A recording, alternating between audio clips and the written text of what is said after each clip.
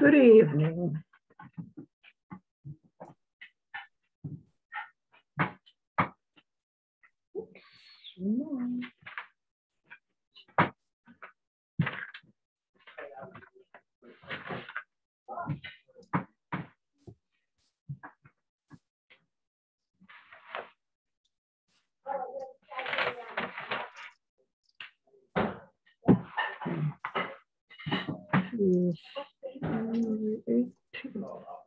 I don't see you there. What can I do? Well, let me give you that computer and I can do it from my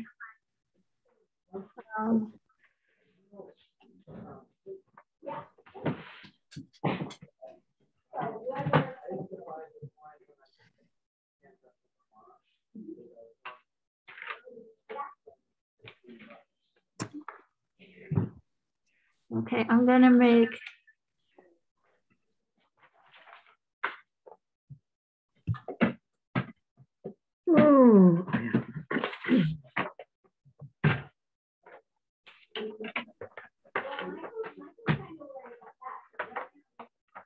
I just have to install Zoom.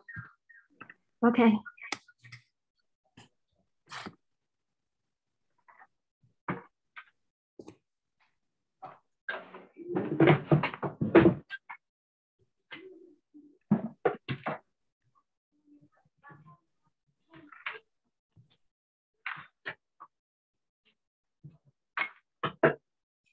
Hi, everybody. I'm trying to make sure that Gail is on. Yep. And we have somebody named Zoom user. Could they identify themselves, please? Hello, it's Leslie, Assessor's Clerk. I knew I should have known. All right, I'll just put your name in. Oh, I'm eating my supper, so I'm stopping my video. Okay, sounds good. All right, Gail, are you in on your own? Yes. All right. So I'm going to leave my cell phone. Beautiful.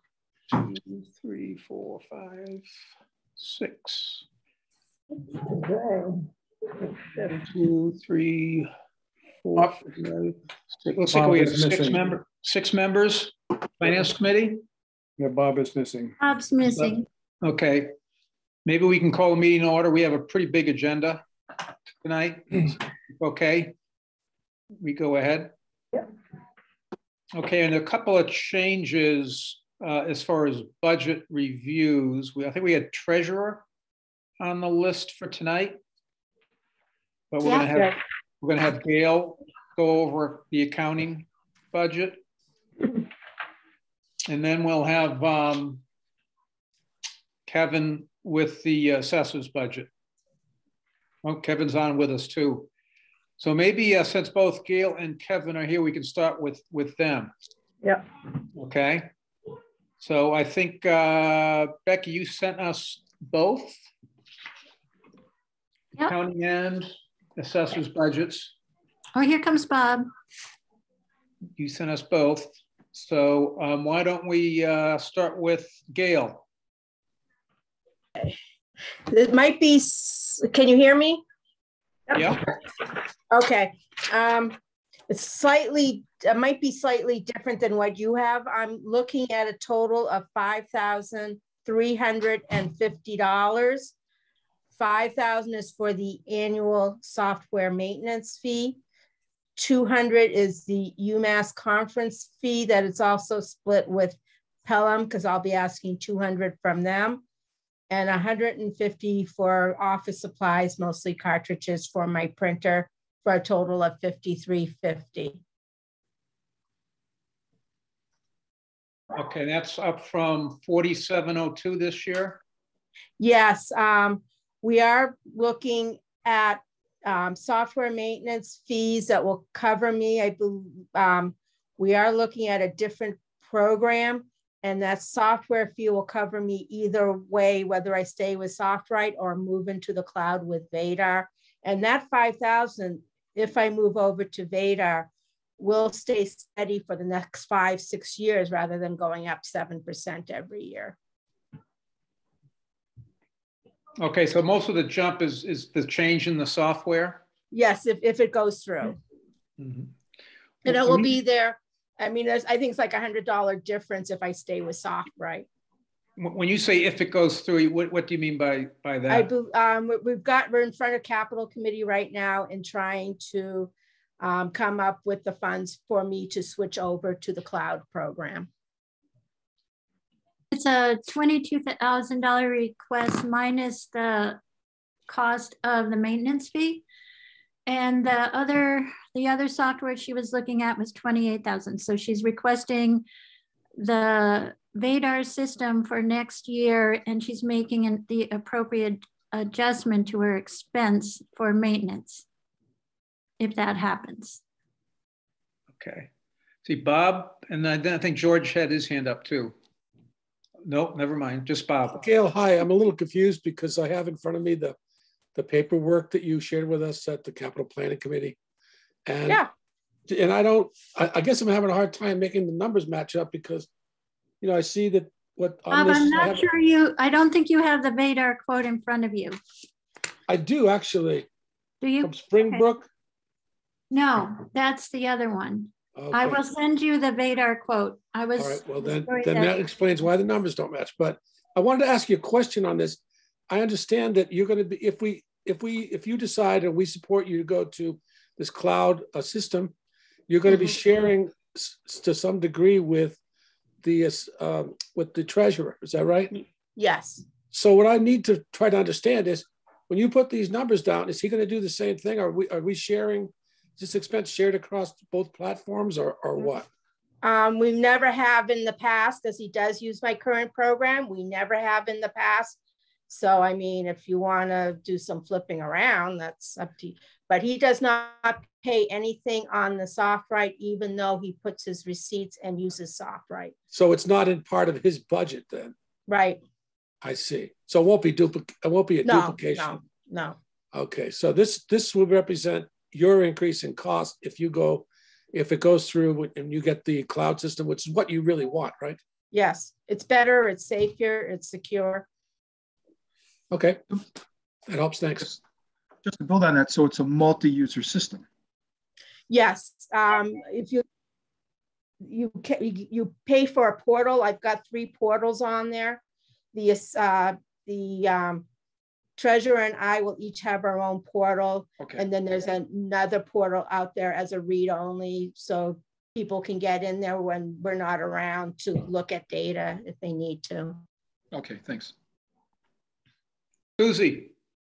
Oh, on the sheet we got from Gail, it says the cost for a one-time purchase is $22,910, and then it said if purchased up front, you can reduce something by $2,985. So is your budget requesting the $22,910 minus something? No, that's $22,910 minus the 5. That will go to Capital Committee, and then the 5 will be part of the maintenance, the regular budget, to keep it level, because next year I'll be requesting the same amount in FY24. I think what Susie's asking about, Gail, is the note of the $2,985 reduction if you pay early. I think that was before, I sent that before we all talked about it at the Capital Committee meeting. If she's looking at the budget sheet that I gave to you initially. But do you see what I mean? If you pay early, a reduction of almost $3,000, but that is not guaranteed until after it's paid. But right, Becky, well, I think what it was, I was looking at 2 different scenarios. If you guys didn't wanted to pay over a 6-year time period, I think that was my initial thought. And then the lower amount was if we pay it all up front. And I think that's where the confusion is. But again, that's the purchase of the system. That's a capital expense. Right. It doesn't have anything to do with your annual budget No. that we're actually considering, right? Right. So that number does not apply to your maintenance fee.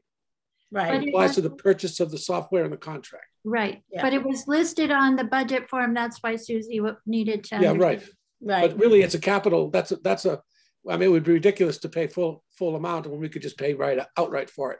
But that's a capital planning committee decision, right? Right. And like I said, I didn't know how you guys were going to decide that. So I just wanted to give you options when I initially did the budget, but then that became clear when I met with you folks the other week on what direction you wanted to head.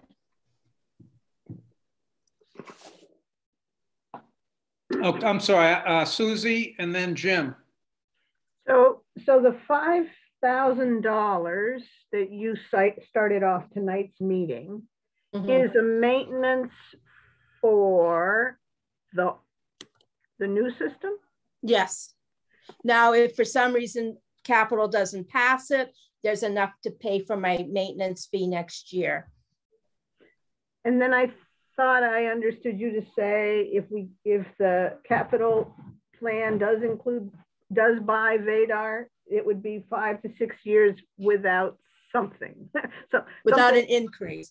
Right now, when I come before you, SoftWrite increases 7% every year. Okay. With Vadar, they're saying across the board for 6 years, that will be the 5,000 every year for 6 years. But, I got it. Thank you. So it fixes me in. Yeah. And you won't see those 7% increases every year. Right. Okay, thanks. Yeah, Jim. Has the town shown any interest in sharing IT services with any of the other towns? There's been some talk of this, and this is all pretty expensive stuff. And it seems to me we might be able to share the costs with other towns should that become a possibility. No, I've set up in Pelham and I would not share with you with Pelham. No way. It's an individual system for that town. Could you repeat that? You were breaking up. It's an individual system for the town in particular. It's not a shared system. I don't know of any community. I mean, when you talk IT, yeah, they may share an IT person, but not the software. Well, that's true, but the purchase of all of this can be done in such a way that it might save us money. I don't know a whole lot about it, but we haven't looked into IT sharing or actually having any full-time IT service at all, and that as time goes on with ransomware and God knows what else might be a very good idea to look into. Sort of a long-term thing. And for all I know, the purchase of the software that you're talking about, could be handled in this way. I'm just inquiring just to see whether the town has any inclination in that direction. I have worked with Vadar in several towns, and it's each individual town with each service. That's just how it works. They got to make money too. So they have to work with each town individually.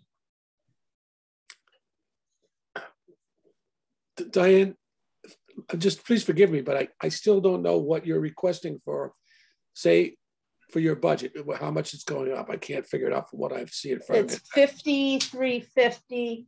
And let me do the math. Over 44,000. 702 last year.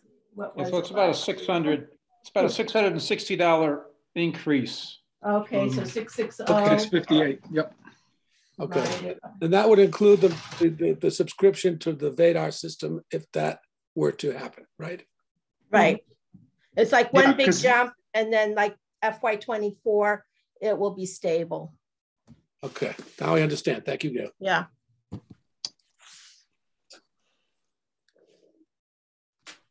Other questions or comments for Gail? Susie, and then AJ.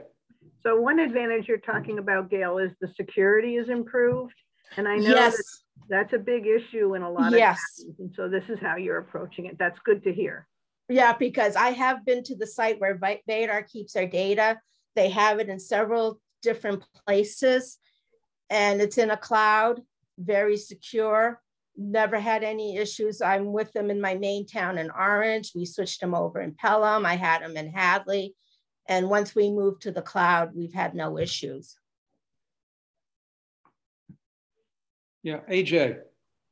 Yeah, I just wanted to point out that I think from what you said earlier, if we were experiencing a 7% increase in our subscription fees with the old system, that would have been about an increase of like $300 a year. So I think after a couple of years, we'll probably actually be spending less money, right, on the annual maintenance with the new system versus the old system.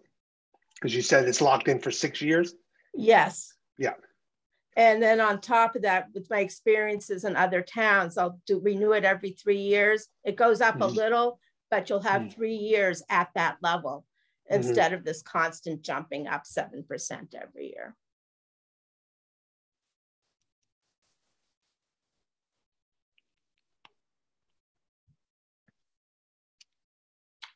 What's the primary driver for looking at the Vadar? Is it security related? Security. I mean, I work in other towns.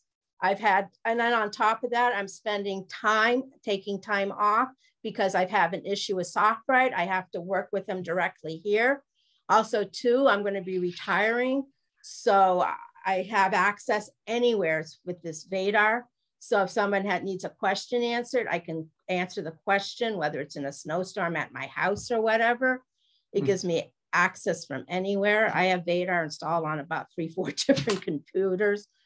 So, I mean, it's definitely a better way to go. Okay. This issue we ran into a few years ago with the ransomware, was it a ransomware attack? Would this type of a system be less likely we would run into that type of an issue? Yes. Yes. Yeah. I know we've taken we've made a lot of changes since then, but still, this software brings us to a different level. Yeah. Okay. Any other questions? So like I said, if my computer gets infected by some other thing, I can move to another computer and I'm back in business, no problem. Yeah. All the data is on the cloud. Yeah. Yeah. Other questions for Gail? It's good. Okay. Gail, thanks very much. Okay. And thanks for being able to make the change sort of last minute. No problem. Much appreciated. Okay. Bye. Kevin, you want to give it a go?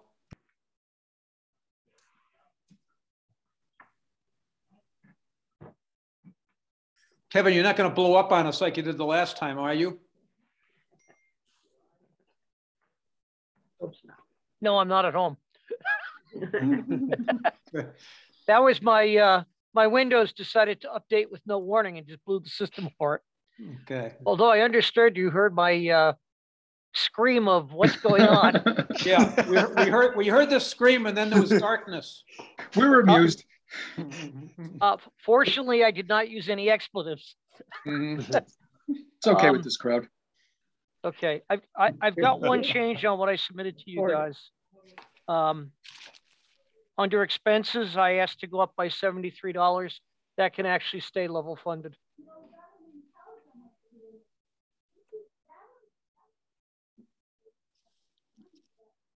Where are we here, Kevin? Under assessor's expenses. Yeah, okay. I had asked to go up by $73. That can actually stay level funded at the $36.38. All right.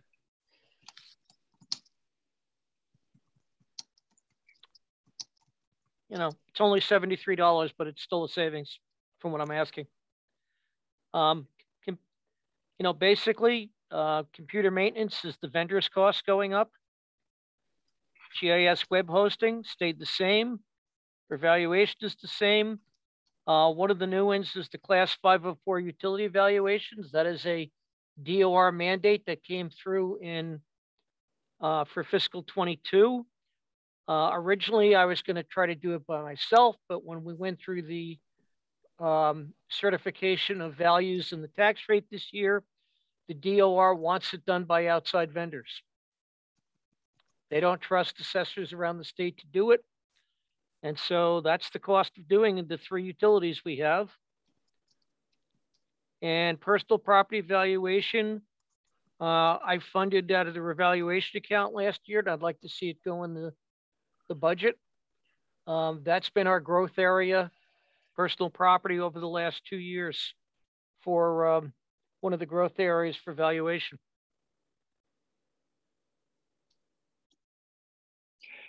That's pretty. So that's an external. That's an external vendor that. That's an external does vendor. the assessments. Okay. That also includes managing their cloud-based software is half of that, and the other half is them assisting in valuing the accounts and finding new ones every year. I mean, when we first hired them for 22, we probably went up by 50 accounts in personal property that they help locate. And quite honestly, at 20 hours a week, it's something we can't get to without their help. So we had gone 10 years without looking at personal property. I used them and went up substantially. And quite honestly, if I don't keep using them, it's going to lag. It's going to be the last thing done all the time.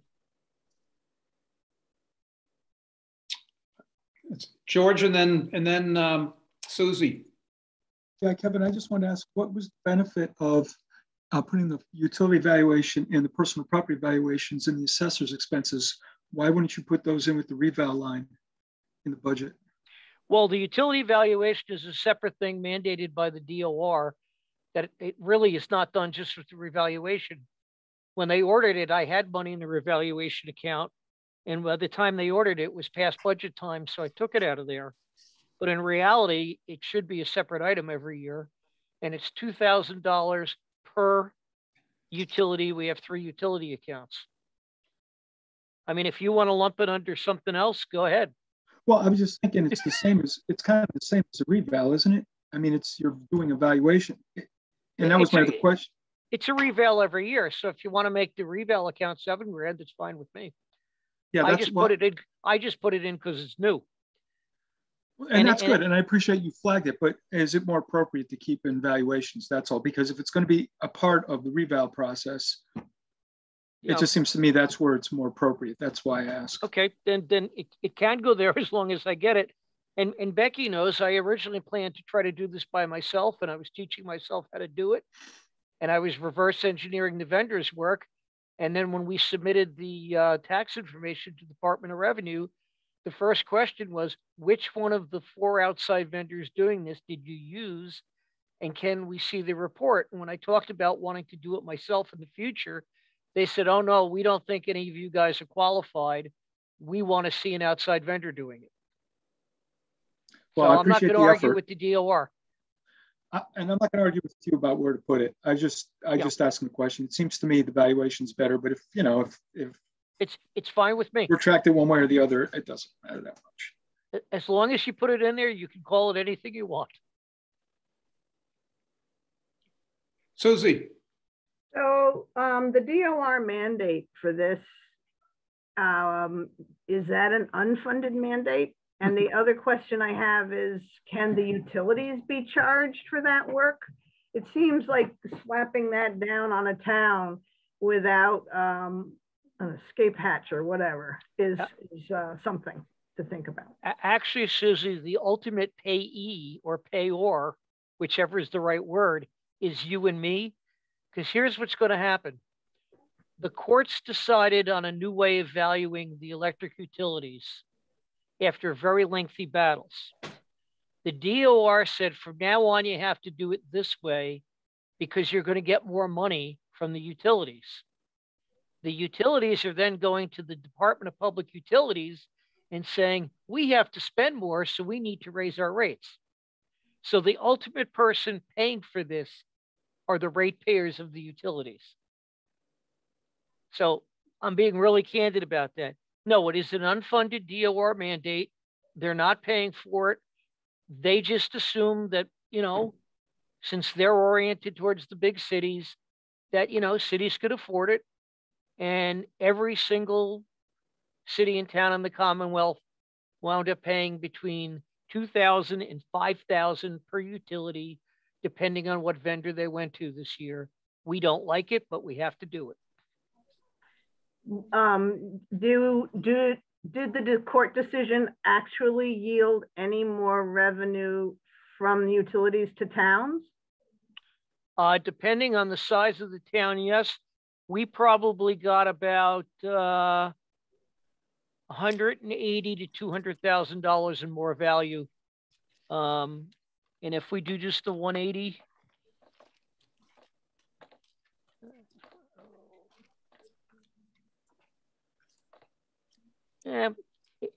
tell you the truth, it just about paid for the cost of doing this. At least we broke even. The money we got in taxes actually paid for this. So we didn't get any more after we wound up paying for this cost.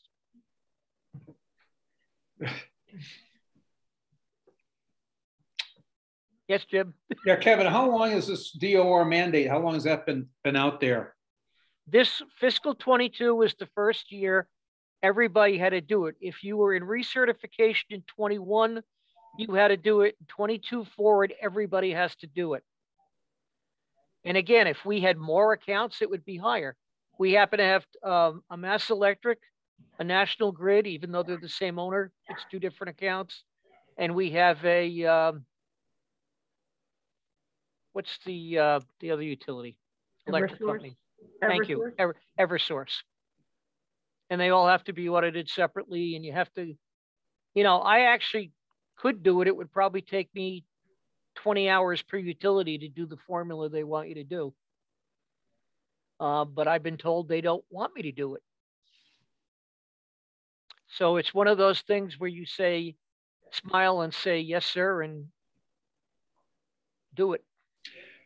So this the way this is set up here, it shows that we've got 6,000 in the budget this year. We didn't have it last year. Right. But, when I say we didn't have it in fiscal year 22, but we really did. We didn't budget for it in 22 either. I robbed Peter to pay Paul. Basically. Yeah. We had money in the revaluation account that we're carrying forward for the revaluation. And since technically this was a first year revaluation of the utilities, it qualified for that. And it's so, you know, I took out of one account to pay the other. But I don't have that account every year funded at that level. Next year is the recertification year, and then that account's going to go down for a couple of years. Okay. You know, if I could take it out of there, I would, but at some point that account's going to go dry. Okay. Jim. Kevin, is this 6,000? This happens what, every couple of years? Once a year? Every year we have to come up with this kind of money to. Every year from now eternal. Oh God! Talk about an unfunded mandate. You can thank something that's not going to change value. Yeah. You can thank the Appellate Tax Board, and you can thank the Massachusetts Supreme Judicial Court. Yeah. And by the way, even though it's been ordered by two legal bodies and the DOR, Eversource is appealing almost every city and town that charges it. We're too small. They're not appealing ours. Yeah, well, we've had a little run-in with the Department of Public Utilities on the MLP, and we lost. Let's put it that way. Well, you know, what I learned is what the DOR orders often does not make sense, but you do it anyway because if you don't, they don't approve your tax rate. Yeah. So I mean, trust me, if we didn't have to do it, I wouldn't be putting this in the budget. Right. Susie. So I need to understand, I think you said that Eversource is appealing the reval increase. They're appealing the increase in almost every city in town, except we're just so small on the increase for them. In fact, they dropped under this reval, so they didn't appeal it, but they appealed to the appellate tax board everybody that went up, and I'm talking, 300 plus cities and towns they filed appeals on.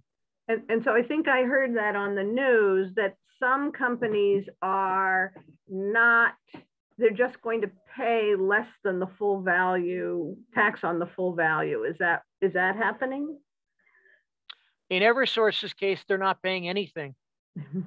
For instance, it's a lot like they owe the city of Springfield $25 million in interest that is compounding daily over a series of years, and they owe Springfield over $50 million total because they won't pay the bill in Springfield over the last couple of years. Eversource has a reputation. If they don't like it, they appeal it.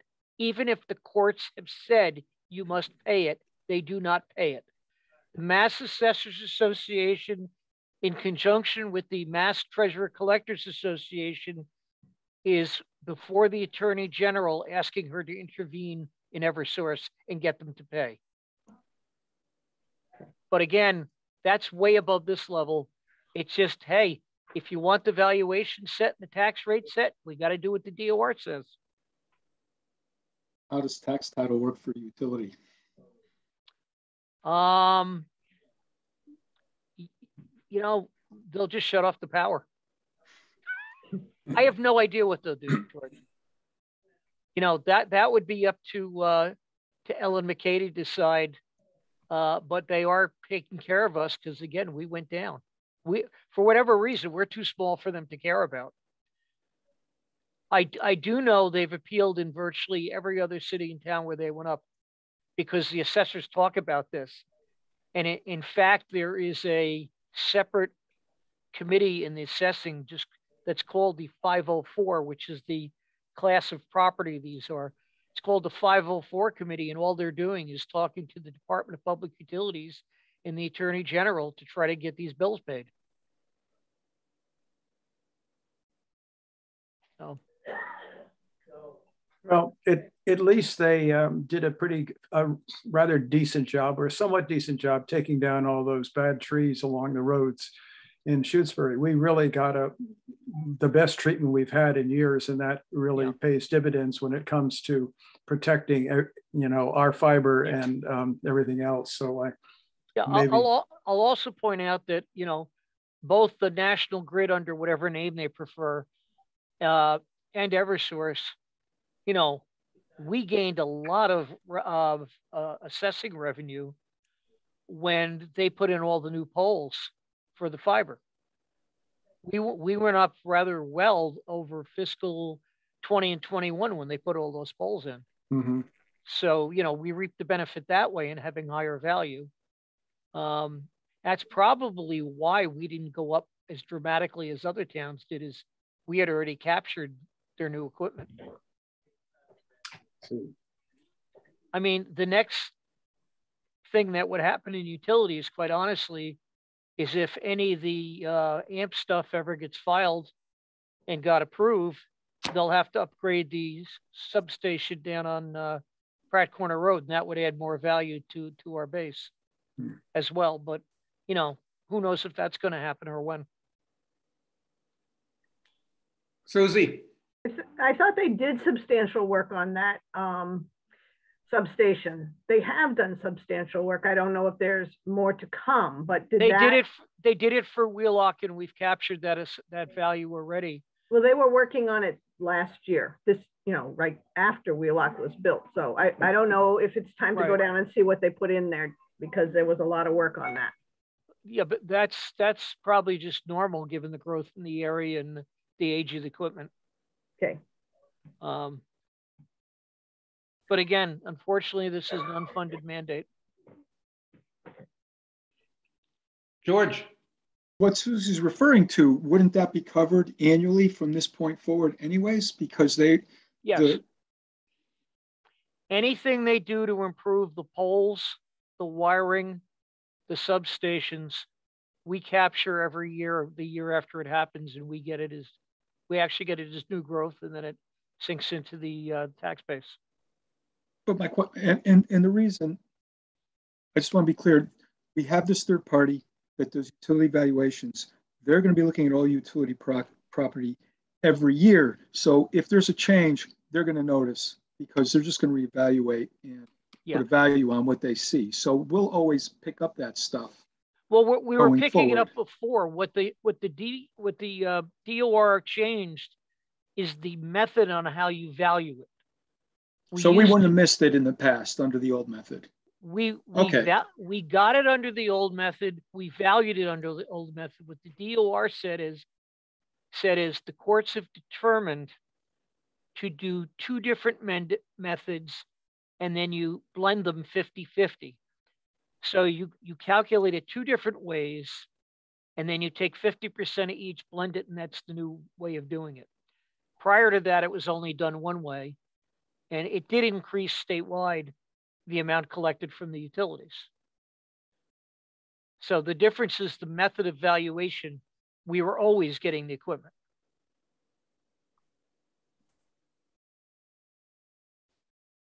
Great. Any other question? Jim? How much work are these folks that go around that to reevaluate? What do they count polls? And I mean, how thorough? No, the utility reports that. What they actually done is they've developed highly sophisticated computer programs where they plug in each town's data.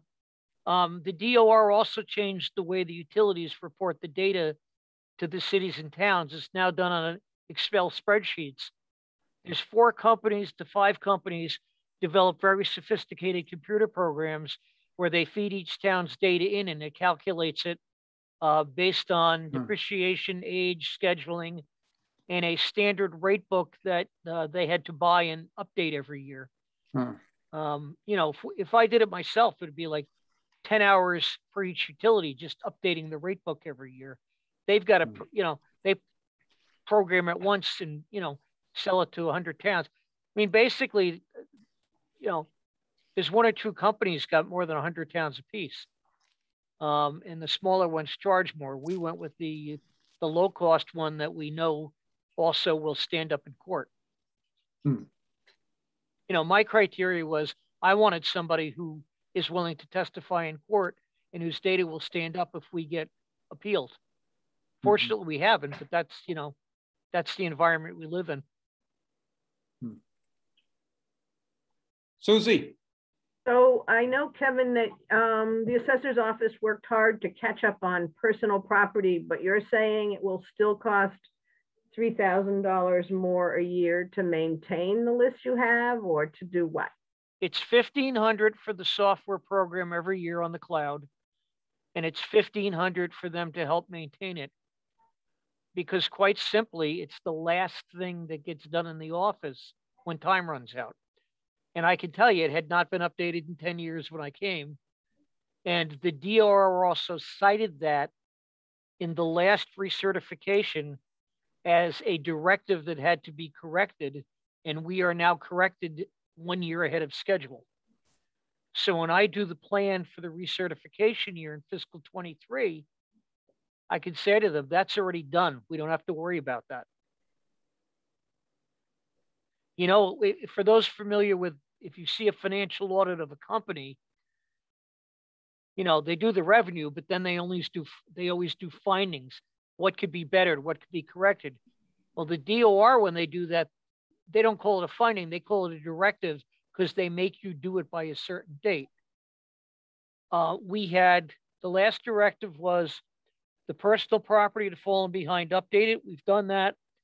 And the 10-year cyclical inspections of every house once every 10 years had fallen behind. And right now we're running even where we should be.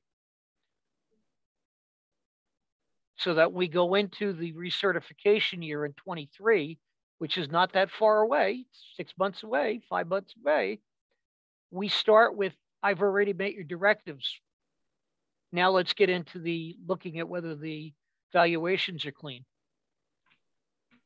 And that was my goal, because you don't want to go in and leave 4 or 5 to-dos to the last minute. So we're actually, in my view, a year ahead of the game with them. And my goal is to come out with no directives next year.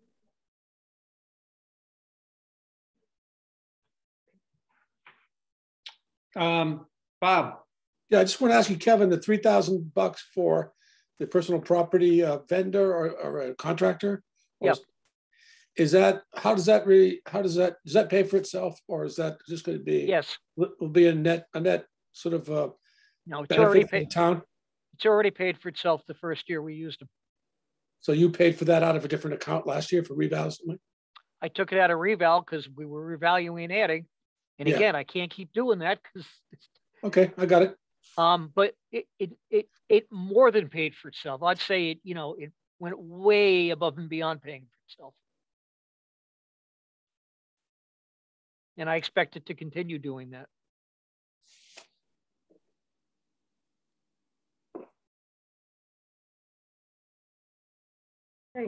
Okay. Any other questions, comments for Kevin? Thanks, Kevin. Thanks for walking us through the budget for 23. And again, please remember to lower the expenses back to the 3638. My apologies. But when you asked for the budget a couple of months earlier, I projected, but I'm looking at our spend rate. We don't need it, so I don't want it. We're good at crossing those kind of things out, Kevin. I know you are, but I want to be honest and upfront and say I don't need it. I'm, withdrawing the request. Yeah. Becky, did you have your hand up? But you're on mute. I'm sorry, which was that the expense line? Assessor's expenses, I asked for 3711. Yeah. And I'm saying you can go back to 3638 that it was the previous since fiscal 20. Like I said, not a lot, but we don't need it. And I apologize. Looking at the projections recently, just don't need it. Beautiful. Thank you. All right, folks, you all have a good night. All right. And you too, Kevin. Thanks. Bye-bye. Have a good one. We have one other budget process go through. I see Barbara is on from the Recreation Commission or Committee. I think we've been trying back and forth to get you on the agenda, and you get fit in tonight. So I just before the meeting sent out what you're proposing for a budget. I don't know if you want to share. First, the speaker, the mic on this is very poor. So if I start to fade out, let me know. This is the first time that I have presented a budget, so I don't know what the process is, but I'll just work through each one of them and then answer any questions. So we have several activities that we're planning for fiscal year 2023. Yes, Becky? Barb, did you want the document to be put on the screen? Would that be helpful? Sure, that would be very helpful. Thank you. Okay.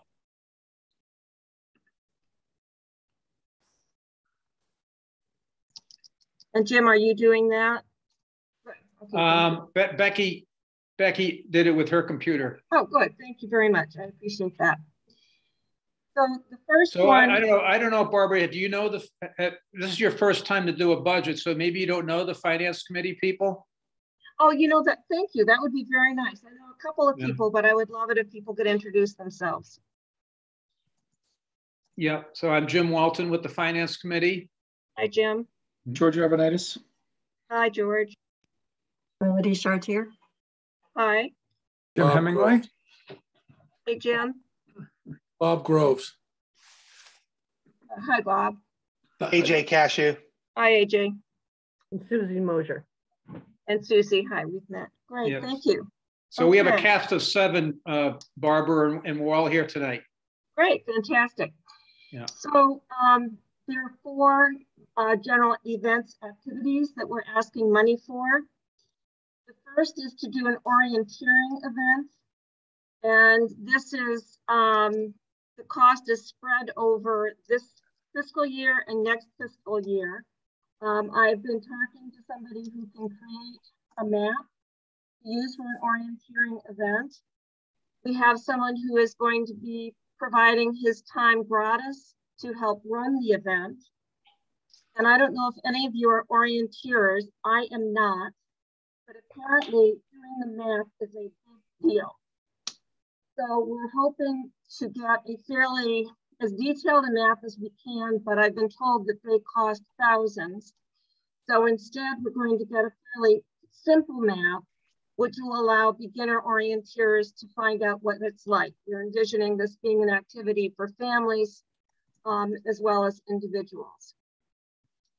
Second is educational walks, and where we got the $250 figure. Yes. Yes, Jim. Yeah, just a quick question on the first one on the orienteering. So this would be targeted toward any residents, town residents? Any residents, yep. And it would be a one-time activity? No, once we have the map, we can do it as many times as we want. Okay. So what we're hoping is this will not be just a one-off, but it could be an annual event to have an orienteering. I'm still learning about it myself, but the key is getting the map. And then once we have the map, which this fellow, John Campbell, has said he will do, then we can have as many events as we want over time. So this is a one-time type of a charge. This is a— Yes, that's correct. Okay. That's correct. Okay, thanks. Yeah, yep. Becky. Barb, I'm sorry, could you tell us a little bit about the map, a map of Shutesbury? Are you talking trail? No. So we'll pick an area. These maps, I only recently saw one. They're very, very detailed down to where big boulders are, where there's wet areas, and it might be only a few acres. And what we would do is pick a trail system somewhere in Shutesbury to use as the base for this. And then what the map would do is show detail of the landscape along that path. And then people would be charged with finding, I believe, their little flags that are stuck in the ground. And the first person, it's basically a race. The first person to get to all the little flags and out is the winner.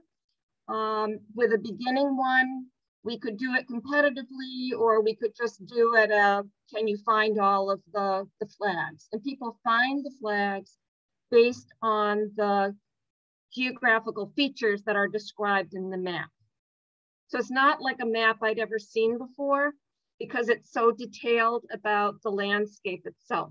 It's not just a contour map, but it would show if there's heavy brush or if there's rocks or a wet spot, things like that. Yeah. Barbara, is this going to be on public property, on town land? That is a good question. We have not yet determined exactly where it will be. We were thinking about possibly the Kestrel land, but we were told that that's not a good area because you want more intersecting trails. So we still have to determine exactly where this will be. An area that looks, yeah, go ahead. I just wanted to mention it might be, if it's not on public property, you might have a problem and would want to speak with the owner. Exactly. Yeah, that was actually something that John Campbell, who's making the map, mentioned.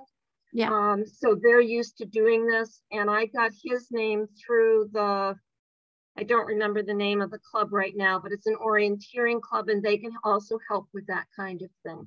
Wonderful. Thank you. Yeah, they've been really, really helpful because once they make the map, they also get the map. So they like to have these maps. Now for the educational walks, I know these have been done in the past, but it hasn't been done at least during my tenure or the time I've been on the committee. The way we got the $250 was to pay the whoever leads the walk. Is one of the members of the committee went and talked to Mary Ann just to say what's the kind of fee that you might pay somebody who does this, and she said it averages out to about $250. So hopefully some will be less. I'm currently talking with someone at the the Native Plant Trust about doing a walk this May to learn about invasive plants and how to get rid of them. And so we may have more than 4 walks if we're able to pay people less. And I think with the native plant people, we may be able to. There also is a lot of knowledge in town. So I have not been on these walks, but apparently there is somebody who's an expert on mushroom identification. For the wildflower walks, it would probably be good to get people from the Native Plant Trust to come. So that's what the $1,000 is and the $250 per person. Any questions about that one? Thanks. Okay, the next one, apparently there is a stone wall trust in Vermont, and we have a resident, a young man who has been to this and is a certified dry wall mason, stone maker. So the dry stone walling is basically making walls without any cement or anything. It's just the placement of the rocks. And one of the things that I learned when I moved to Shutesbury is there's a lot of rocks. And when we're preparing the ground for the community garden, there's going to be a lot of rocks dug up. So we were thinking, what could we do with all these rocks? And the idea came up, well, bring this young man in to lead a workshop on building a dry stone wall. We all have rocks, and then this provides anybody who comes with the opportunity of using their own rocks to make a dry stone wall. And the $500 reflects the same thing as the previous one. This would be a day long. This person has expertise. Then we would like to, and any questions about the dry stone walling? Okay. Barbara? Yeah, Jim. I had a question on the one before. Yeah. There's a comment in there that says there'd be some collaboration with the librarian. Yes. And can you describe a little bit about what that? Sure. Well, we've been talking with her. She already has some of these walks, or has had in the past some of these kinds of walks. And so we just felt that it was something that would work well if we were doing it with her. Both in terms of her being able to come up with ideas that she's hearing from people that we wouldn't, because she's on a daily basis talking to people and we're not. And secondly, we do see these as educational and fits in nicely with the library and with links that she might be able to share. That answer the question? Yes, thanks. Okay. And then the final one is similar to that in that these will also, we hope, be in collaboration with the library. But with the community garden coming finally in spring 2024, the delay in that having to do with the positioning of the library, we would like to offer a series of classes that have to do with vegetable gardening. So some of the things that we thought about are that we could offer would be, how do people select plants? How do you start seedlings? How do you build cold frames? There's a Shutesbury resident who is running a sustainable agriculture farm who has expressed an interest in being more involved in the town. And she's a young woman, Zoe is her name. It's the Ancient Pony Farm. And she's very keen on being more involved and on leading some of these classes. So she is the first person that we would be going to for some of the sustainability classes or workshops. So what we're hoping, because we won't have the community garden started until spring 24, is to, in the previous fall, offer classes that will enable people to be ready to hit the garden when it's there with knowledge. Yeah, Becky, can you change the layout so we can see the whole? Yeah. Sorry, Susie. So Barbara, you've detailed 4 different areas. What would you say the recreation committee's mission and their goals are, that sort of why you've chosen these and what you hope to accomplish in the community? That's a really good question. We've been talking a lot about that. And, you know, I used to be a strategy professor, so I shouldn't be going into this backwards, but I am. So a lot of these ideas that have come up are ones that people have expressed interest in the past. But a lot of it has to do with bringing people together in outdoor activities and education. We're still kind of focusing on that, but as these ideas came up, we realized, oh, you know, again, like I said, I should know better than this, but we kind of backed into the goals by looking at the things. We also had gone through some of the old minutes and ideas that were presented in the past by the committee, but it really is about community, bringing people together, education, and at least with these being out of doors and active. Thank you. George, and then Bob. I was looking at the budget. It looks like we budgeted $1,000 for this in the current fiscal year. So you're asking for an additional $2,000, and it sounds like it's because the Recreation Committee is active.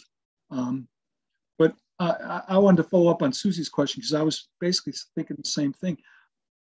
Are these going to be the same activities year over year, or are you going to not necessarily repeat all these and include other activities?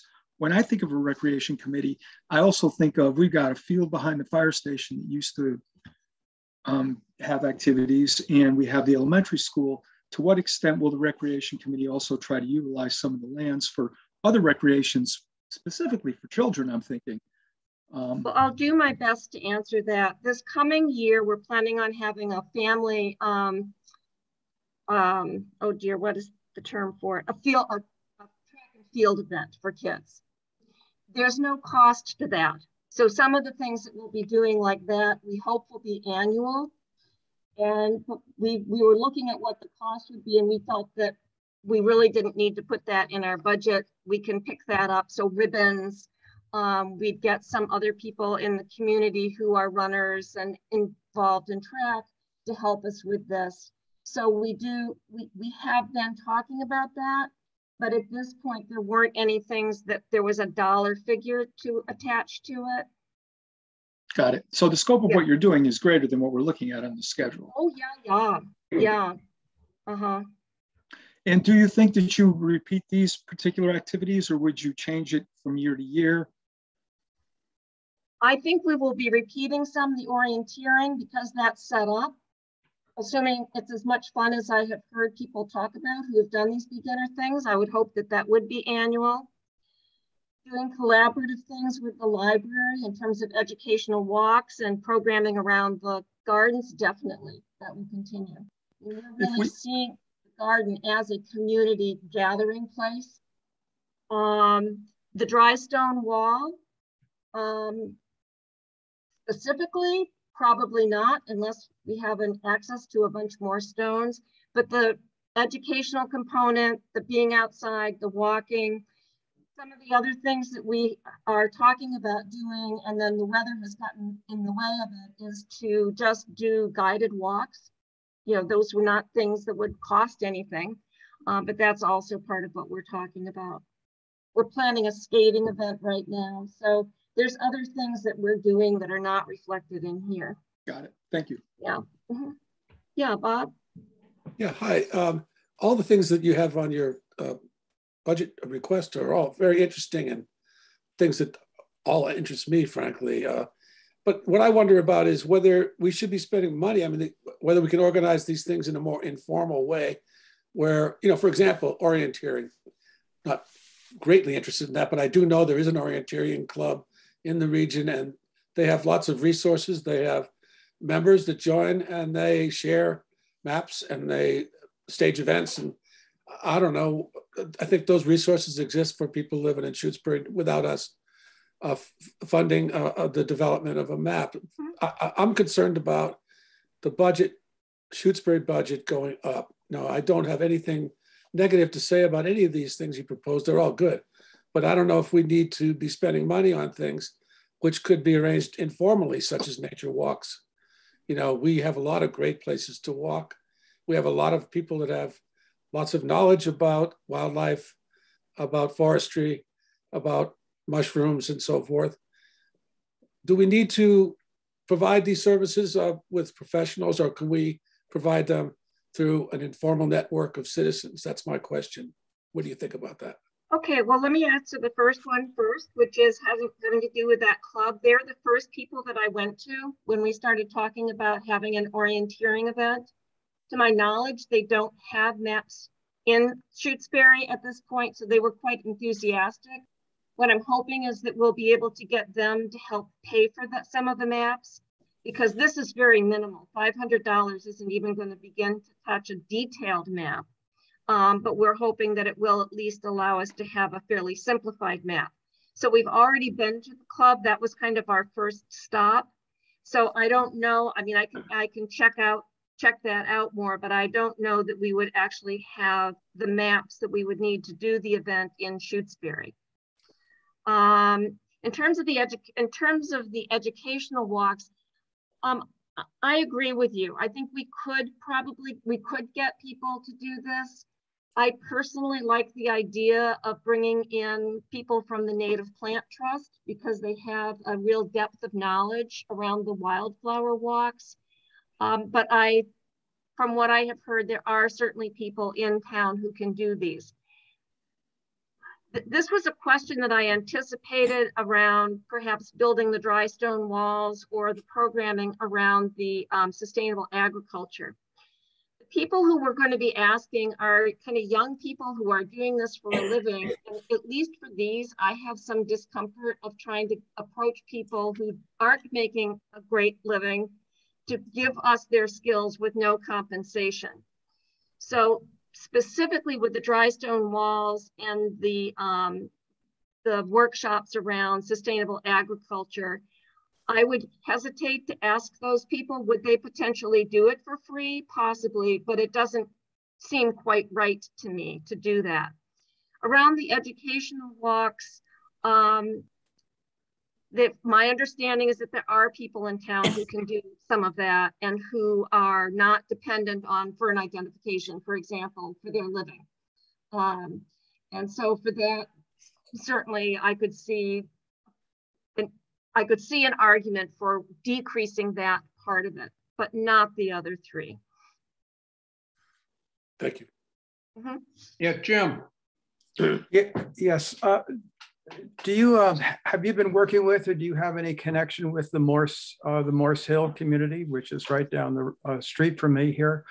Because a lot of what they're doing now in the woods and with the kids that show up from all over the place sort of runs parallel to a lot of what you're doing now. I just wonder if there's a connection there. And then I also have a second question. Is can we finance committee, is any of this can we get any funding from CPA for this? I mean, CPA is paying for the $20,000 for the garden to be installed. It seems to me this is sort of associated with CPA kinds of things that could be funded perhaps by them. I don't know. I don't have an answer for that, but I was wondering what the opinion was of our group about whether we could extract some money from CPA, because God knows they sure have a lot of it. I can answer the first question. I understand the second question is directed at the finance committee. No, I don't have any connection or knowledge of Morse Hill community, but I will ask other members of the committee if they do and find out more. So thank you for that.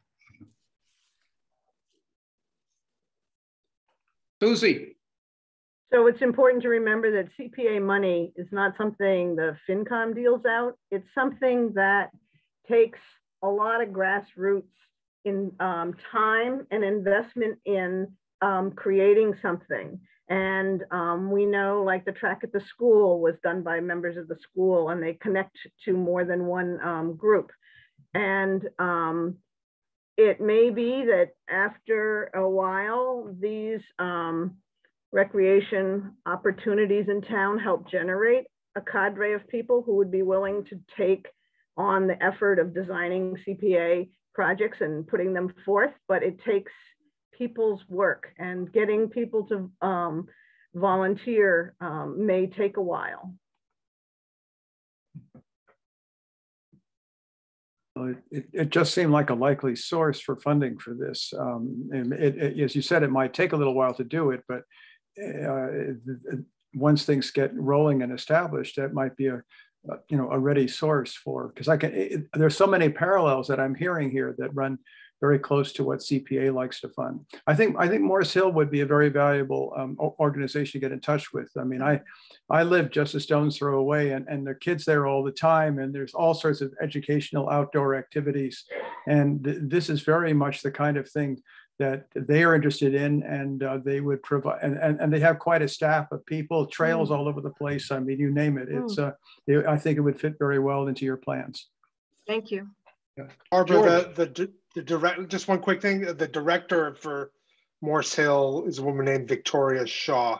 Yes. And if you need her contact info, I can email it to you. Good, thank you, Adrian. Yeah. Victoria would be a wonderful person to talk to. She's quite a lady. So similar to what Susie was saying, we were on the committee that recommended going to the CPA. My understanding is the CPA is really to build things in your town and to create things in your town. I don't think it covers services or activities, but that's up to them to really say. What I also wanted to say was, for Barbara, was just the Recreation Committee should be aware that if, as they're looking at activities in the towns and places to do things, and they see potential locations, but they need some work, this is where you could get some funding for those, is from the CPA. So be aware of that. If you decided one of the recreational fields, behind my example earlier, the fire department, if you saw a great activity we could do there, but there's a $10,000 estimate, just throwing a number out, talk to them, and you put in an application, they review it, and if they like it, you got it. So please be aware that that is a funding source for recreational development. Great. Yeah, and the gardens are an example of that. Yeah. Sure are. Yep. Yeah, that's where the funding for the gardens came from. Yeah.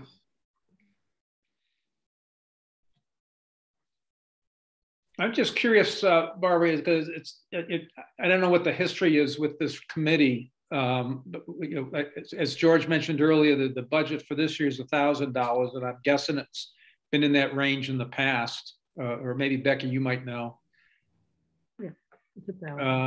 Yeah, Becky, why don't you go ahead? Well, it was about $300 for a long time, but since the committee got organized. But my concern is last year nothing was spent, but I think that was because of COVID. And this year nothing has been spent to date. Barbara, you mentioned that part of the map might be paid for out of this year's budget, so there will be spending this year. Yes, there will be.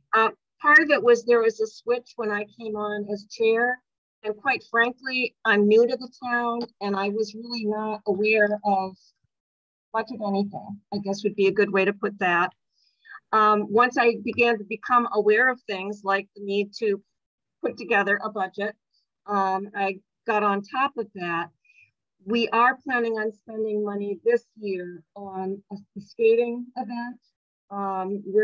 That will be happening in February, and the orienteering. And then we're going to have some classes. We have somebody from the Native Plant Trust who will be coming to do a workshop on invasive plants, identifying them, and how do you eradicate them responsibly.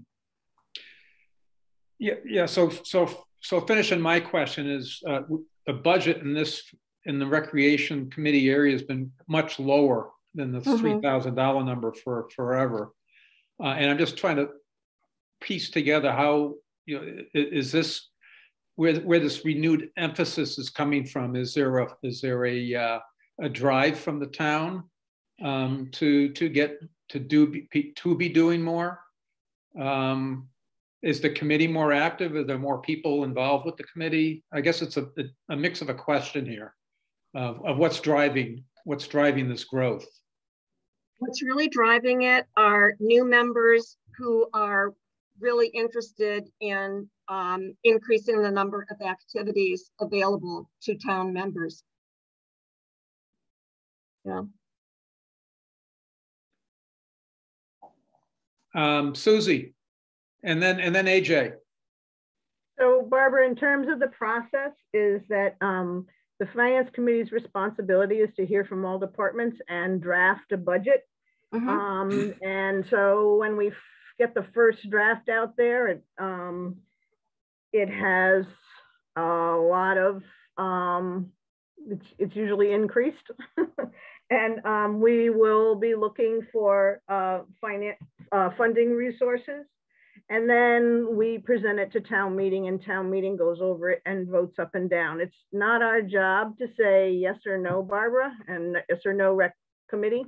So I want you to know that, and I want you to know that, you know, there'll be draft budgets that the FinCom will be working on, and then there'll be a budget that gets put out there just before town meeting, and you'll see how it all fits together, and then town meeting votes. So that's just letting you know the process. Thank you. AJ.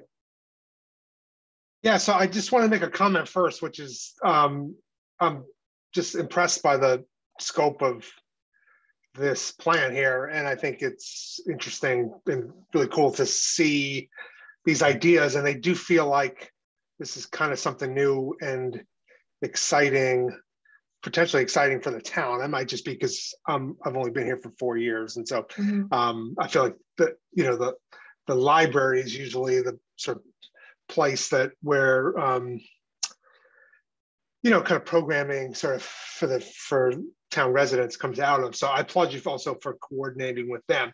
I think one thing that might be helpful is if you could give us a sense of kind of how to prioritize this list. Like, I'm not saying this will come up, but like if there's a sense that, well, this is kind of new-ish for the town, and maybe it would be interesting to sort of test out some of these activities and see what the demand and what the interest level is.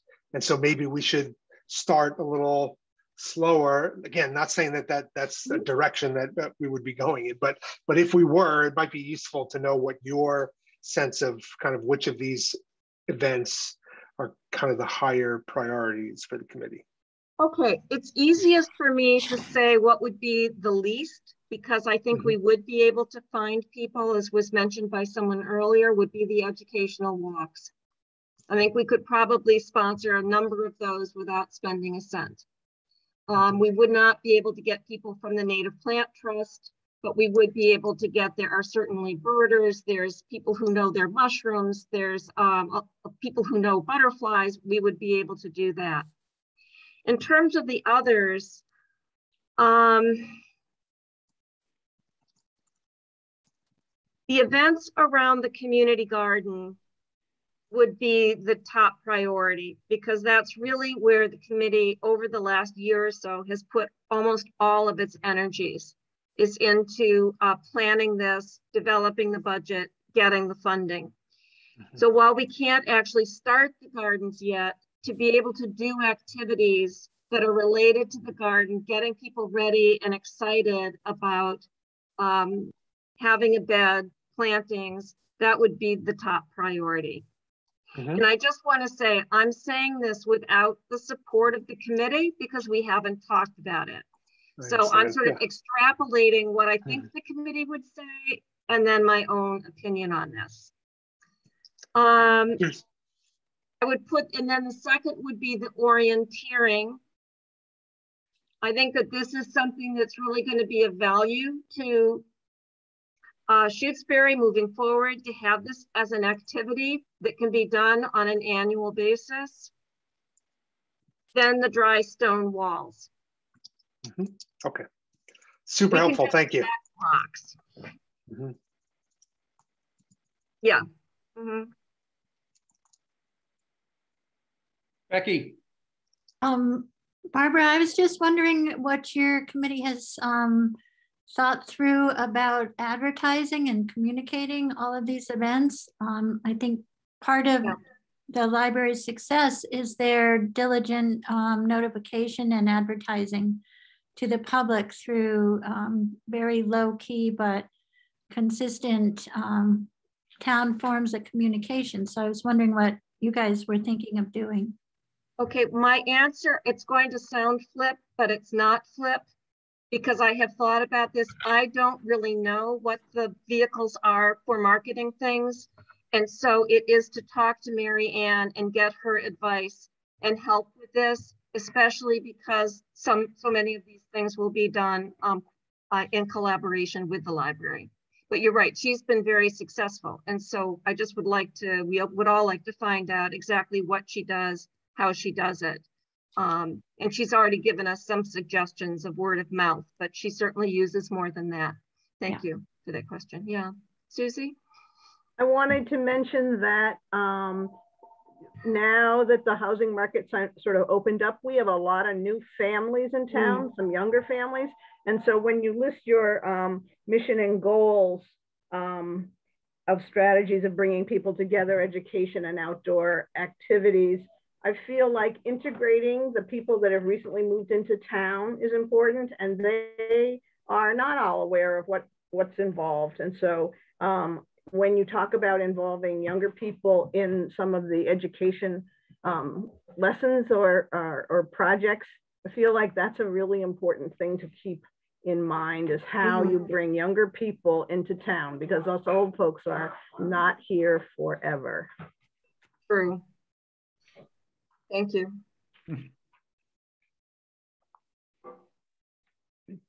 Any further questions for Barbara?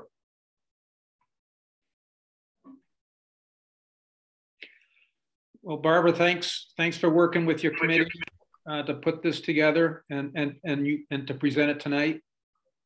Appreciate very much your time. Well, thank you for having me, and good night all. Thank you, Barbara. Thank you. Bye. Have a good one. Thanks.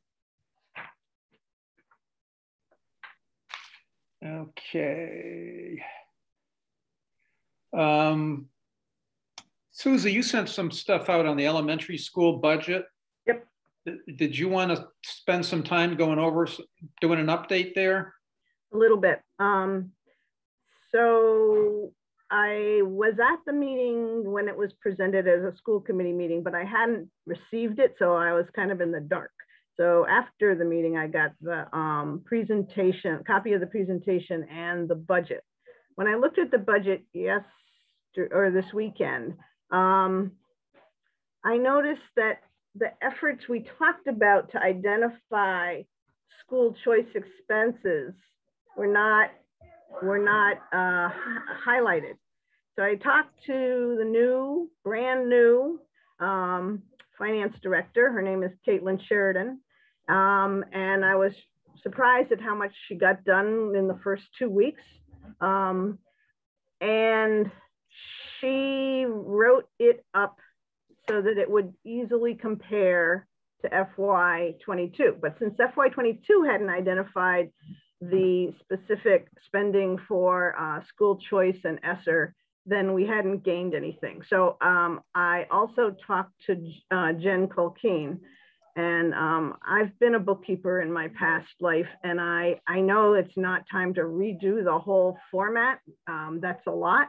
But what she is going to do, Jen said she will talk with Caitlin, and they'll work out a section that comes on the budget sheets below the main work of the budget. So on page 7, there'll be some more lines, and they'll more closely identify the position or whatever part of the position will be funded by either school choice or ESSER, and the dollar values will be on that. So I'm looking forward to getting that, but of course it's really busy right now. And so what I feel good about is that the understanding has been worked out, and I believe we'll be seeing an addendum to that so that we'll see more clearly those questions that we've been raising, and I think it'll look much more clear.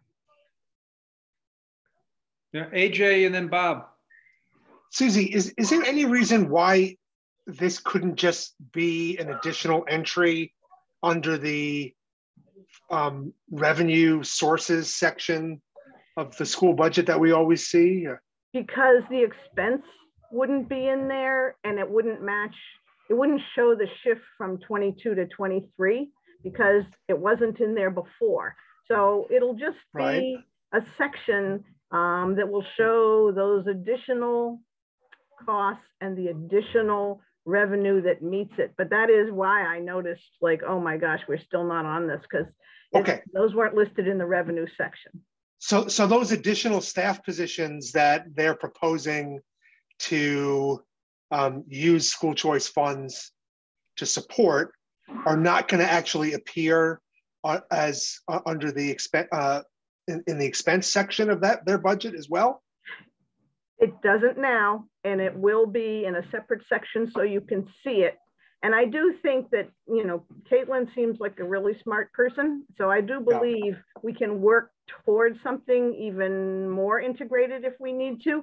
But her concern was, this doesn't, if I put that in there, it's not what's in the 22 budget. So how, so that's no, I get it. And she, I mean, to be fair, I mean, they heard some feedback from some committee members that may have also led them in that direction. But just to sort of put it on the record, like, I'm not sure, I think that's a great idea, because it seems odd to me that we would be having a budget, a school budget that doesn't fully capture all of the expenses that go into running that school, doesn't capture the full staffing for the school. And I understand that it may lead to some confusion or even some concern, because there's really no way to compare this to a prior year because we haven't used these funds. So I just hope that they didn't maybe that they're not just sort of making too much of the sort of general message that I think was communicated in our last meeting, that these are funds that are being used for a specific, quote unquote, temporary sort of purpose to deal with some kind of post pandemic supports that are kind of necessary for, I hope that they haven't gone too, aren't being too sensitive to that concern and actually, so anyway, that's enough for me. Yeah, I don't think it was too sensitive. It was because it was just at that juncture. And so when she walked in and tried to figure out what FY22 really worked out is being and how to compare that, she went, it's a very sort of standard bookkeeping thing. And so I think a section below that shows it. And the other piece is that some of those expenditures from Choice and ESSER are only part of a full position. So the school budget pays some and the ESSER pays. So just made it complicated. So those ESSER, those expenses that are being funded through the ESSER funds as well are not part of the expense budget as well. Correct. So it's not just the school check. Okay, all right, thank you. So in the presentation, the PowerPoint presentation, there is a page in it and talks, but it talks only about position and funding, but doesn't talk dollars, and that actually is only FY22. So that's why I suggested a sub box underneath the whole thing that shows that the other part. Okay. Yeah. So yeah, I think it should include the amounts as well as the number of FTEs, but so Bob and then George. Yeah, I don't know if this is the right time for us to talk about this, but I'll start. You can tell me if it's not. But you know, I identified some issues which concerned me in our meeting when the budget was presented to us. I'm not sure that I looked at the new draft that Susie sent along to us, and what I am concerned about mainly is this: it's a 9.14% increase that it's being represented. Allow me to finish, please. But it's being represented as a 2.7%.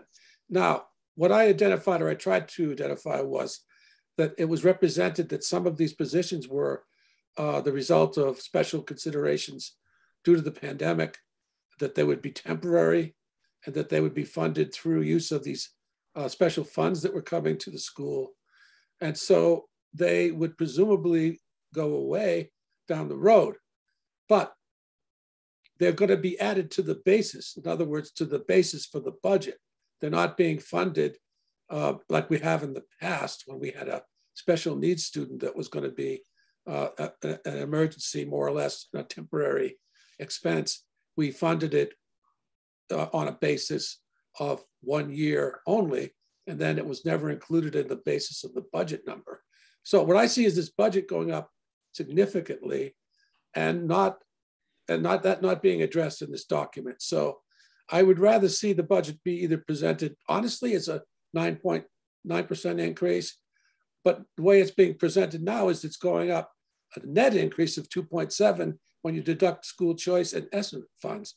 But Bob, I thought you asked for that at the last meeting. I mean, I thought that was actually a specific suggestion that you had made to them, that they actually pull those expenses out of the school budget and present them separately. I think that they should, that money, the school choice money, I've said all along, AJ, should be supporting the budget. As far as the staffing goes, that's a separate issue that shouldn't be conflated here. If there are special needs, I'm not in any way challenging the idea that there be a special need for, say, psychological counseling or English as a second language teacher. That's not what I'm saying. I'm saying if that is a temporary phenomenon that's a reaction to or a response to the pandemic, then we should not be funding it as a part of a permanent budget. That's one point. The other point is that school choice is a semi-permanent thing that is on a revolving account that should be supporting whatever budget is that we recommend or that we work out with them. So there's 2 points. I don't know if I'm making myself clear, but I do think that money should support the budget. The school choice money should support the budget, and it should be part of the revenue stream. They do put it in the budget now, I believe, as a supporting. Do they not? They don't. Well, that's something that I think they should do. I agree. They're right. I did say that. But it's being conflated with these temporary expenses when I think that those should be funded as temporary expenses, and they shouldn't be allow the budget to rise up, significantly without and in a permanent way. It's going to be very hard to reduce the budget number in the future if we could include this massive increase this year. George and then Susie. So number one, I looked at last year's budget. If you look at the expense report, the budget for this year is 2.38. They're asking for 2.250. So I don't know what the $60,000 is. They have the wrong number in FY22 because that's not the number that we funded. It's a $12,000, $13,000 increase that they're asking for. It's less than 1%. That's what they're asking for. I also know that we discovered this year, I got a lot of things running in my head right now. So I'm just gonna we learned this year that they get to decide how school choice funds are used, not us. So they have no obligation to put it in the budget. They have no obligation to put that on ATM and ask for the voters to approve it.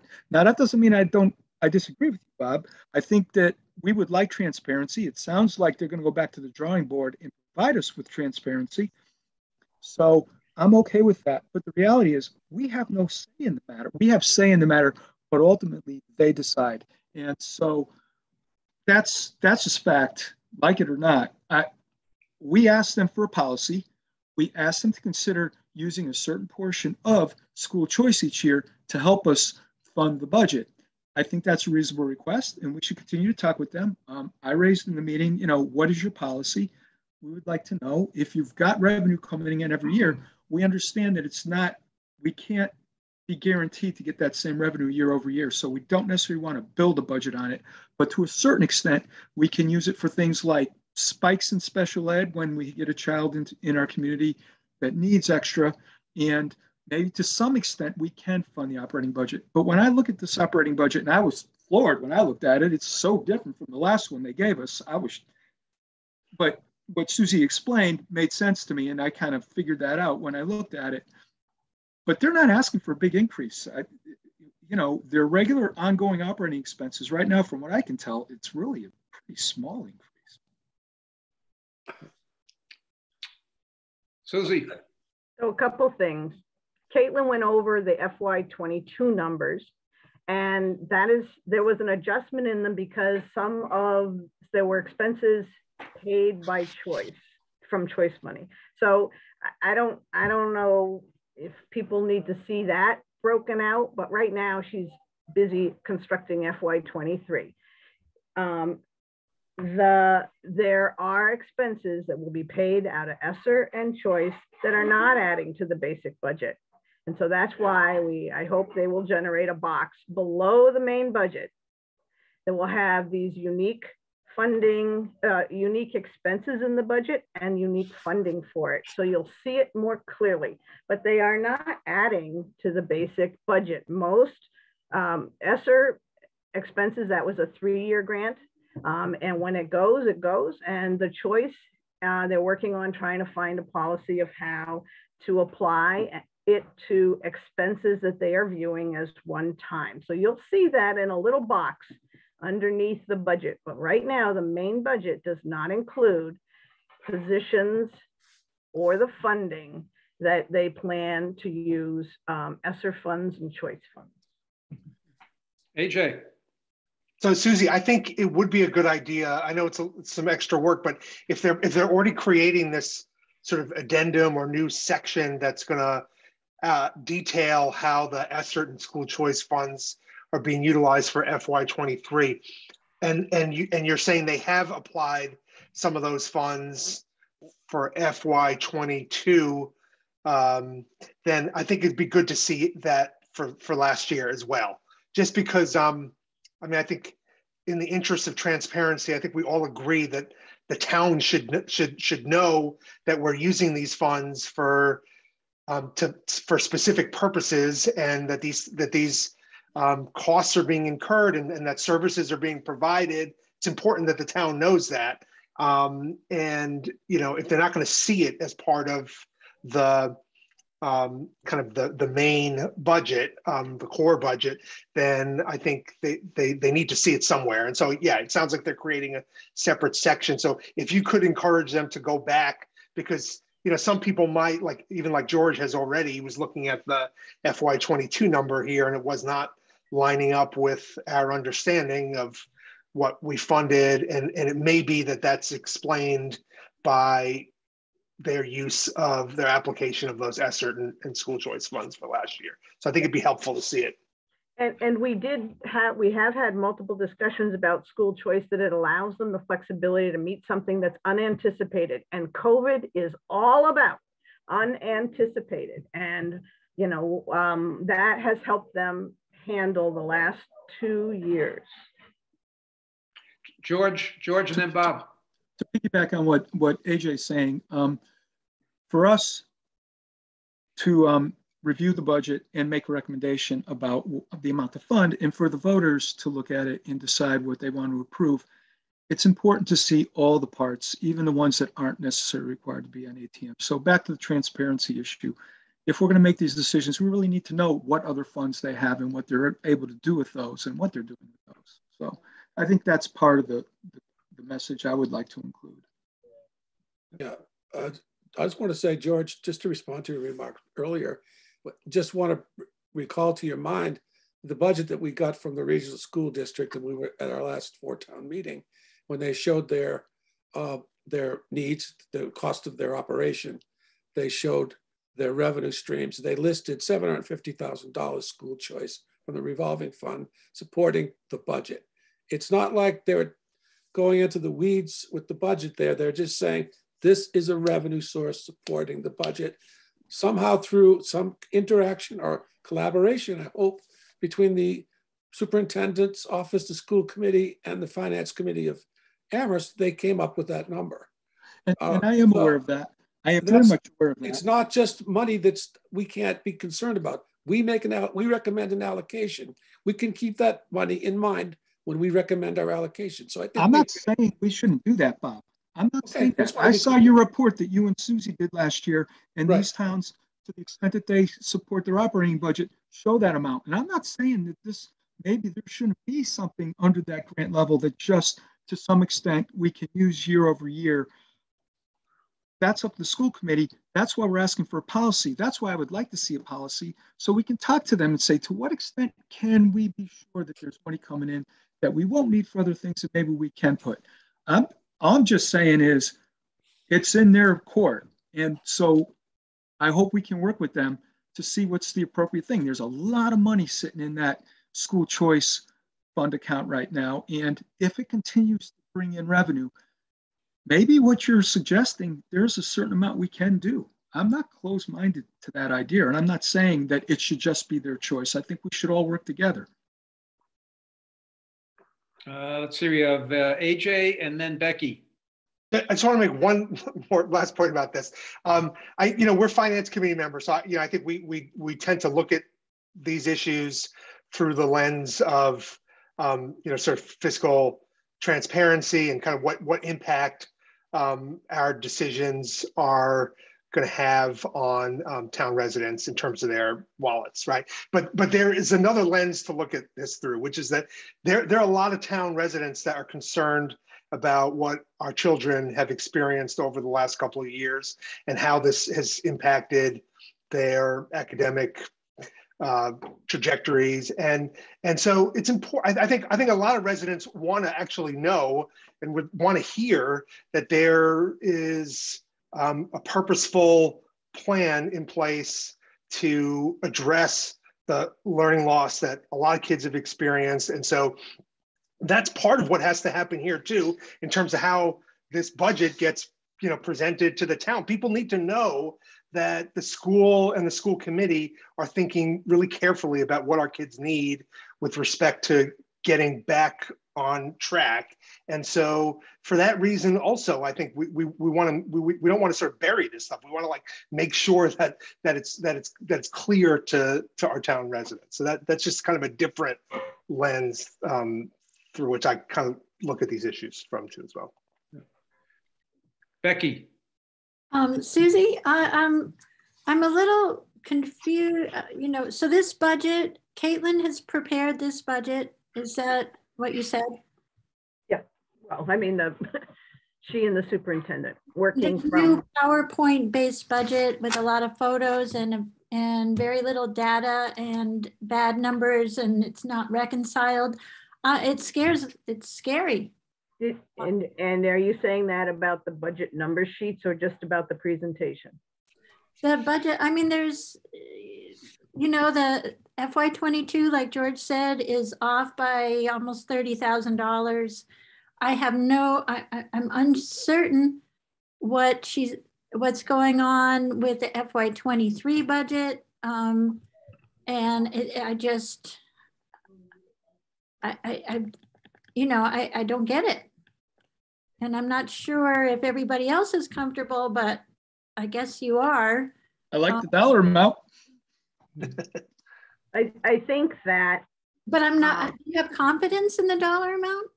I think that once we get the rest of the positions that are being funded by ESSER and COVID choice listed and see what money's going to go towards it, I think it will come out to balance. But it's an exercise, and if it doesn't, she'll probably go like, oh.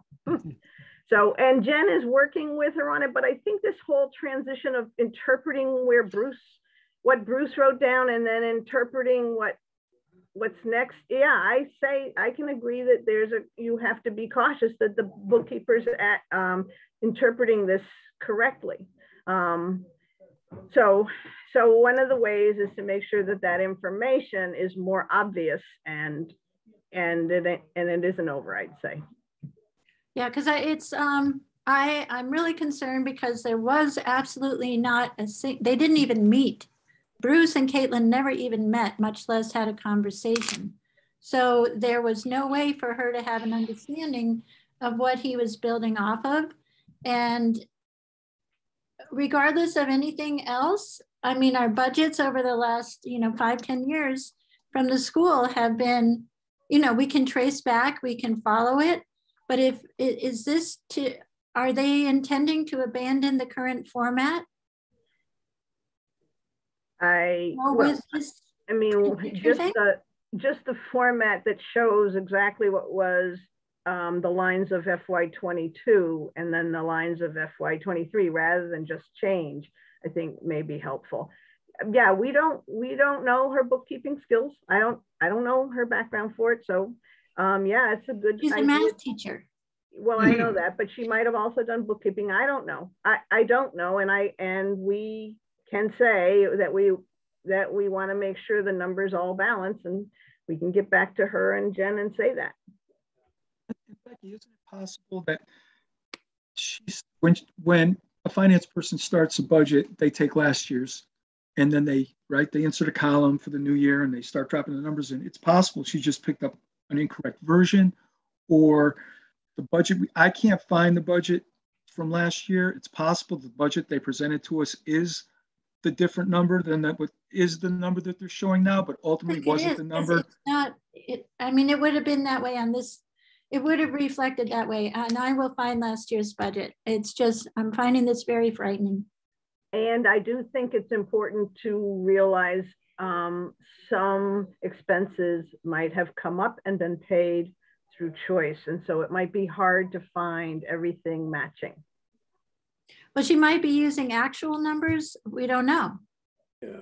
Because I do know, I should be if she's labeling it last year's budget. I do think from my conversation with her, she did say they started with looking exactly at how FY22 is.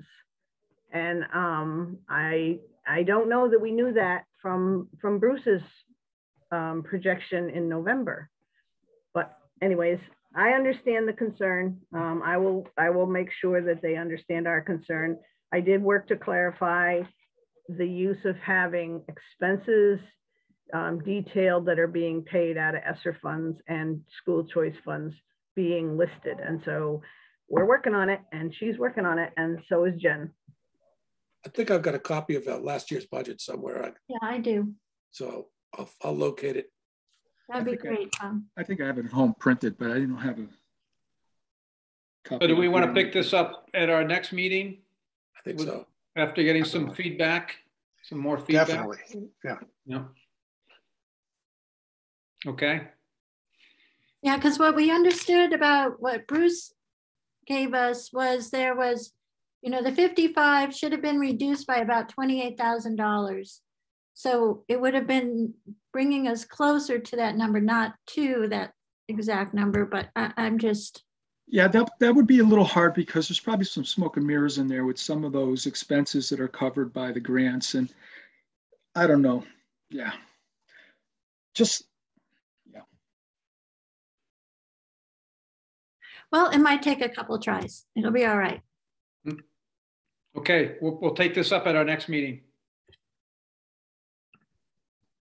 All right, that's it for budget topics. We haven't gone through the review minutes yet. We have 2 sets of minutes that we need to review. There was one item from the December 14th minutes that we needed to sort out or resolve. Yeah, so I think that was, I'm having trouble remembering all the details now, but I think there was some information about Walter's quote that he received about installing a new antenna for the communication systems for fire and police. Yep. And I think, Susie, I think am I remembering correctly that you were gonna see if you could get some clarification about that? Or? Yeah, and I did get clarification, and then I forwarded it to the FinCom, but maybe it didn't get there because I just did this yesterday. Okay. So my question to Walter was right here. Question arose, did you say that the $2,200 cost of the expense for the new antenna would be covered in the FY23 equipment budget? And he said,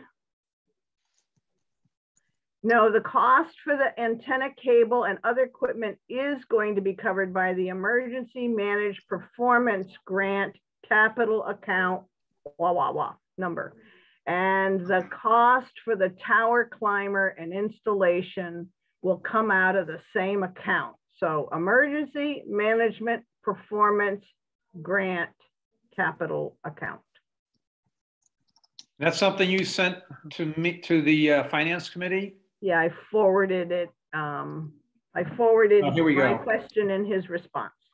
Okay. Can you send that to me, Jim? And and then I'll just grab that for the notes. Yeah, I have it here. I'm forwarding to the committee. Okay, great. It's on its way. Okay, great. So then I can just, after we wrap up, I can just update that one section. I think otherwise we went through the rest of the notes. Okay, AJ, you should have it. Okay. Okay, so we should be good for the December 14th. Do we want to vote on the December 14 minutes? Now that we have an understanding. Well, yeah, the only thing I'd really want to know is roughly what will the amendment be or say? AJ, can you? Okay, let me pull up. It doesn't have to be word for word. Is just if but I think I'll just say that sort of a bracketed note that says that Walter Tibbetts clarified that the cost for the antenna, cable, and other equipment is going to be covered by the Emergency Management Performance Grant Capital Account. And the installation. And the cost of for the tower climber installation will come out of the same account. Yeah. Okay. I make a motion that we approve those minutes as amended. Second. Any further discussion? Okay, vote. Harvard, aye. Chartier, aye. Groves, aye. Hemingway, aye. Cashew, aye. Moser, aye. Walton, aye. Okay, now we also have AJ's minutes from our meeting from 2 weeks ago. I didn't see any changes myself. Anybody else have any changes, questions, comments? Looks good. I had a question about the roof, elementary school roof discussion. And in the very first paragraph, A, we're talking about, talking to Natalie, our representative. Yeah. One thing I was wondering about with grants that the state offers, like I'm thinking the library grant, there'd be a list of towns submitting applications. This would be, I guess, a question maybe for Becky. They submit applications, they go through a round, some towns get an award, other towns get disappointed, but those towns that are awarded are no longer on the list. It seems like with the school building, we don't keep our order on the list. We don't move up. Is that correct? And is that something that Natalie is going to be talking to them about? I mean, why wouldn't a town that keeps submitting one not become more eligible than towns that are submitting for the first time? Is that something that Natalie will be able to address? I think you got it, George. We don't move up in the queue. We file, I think Becky knows about this, but we file an application and then we're competing with everybody else based like upon it's brand new of the roof and the age of it every year. Right, Becky? So, so that is considered, though. They do consider the age of your... Except that they... Well, that's what they do consider. So they use it against you. They figure out how many projects they can knock out by increasing the age, the required age of the roof. And they keep moving the goalpost. Yeah. So that's how they calculate how much money they have, how many people, how many dollars they need to kick out, and the easiest way to do it is to come up with a new determined age of the roof. So this year it was 29 when our roof was 28 years old. And there was 1 year, I think last year it was also 29 when it was only 27. So that was the first year we didn't miss just by a single year.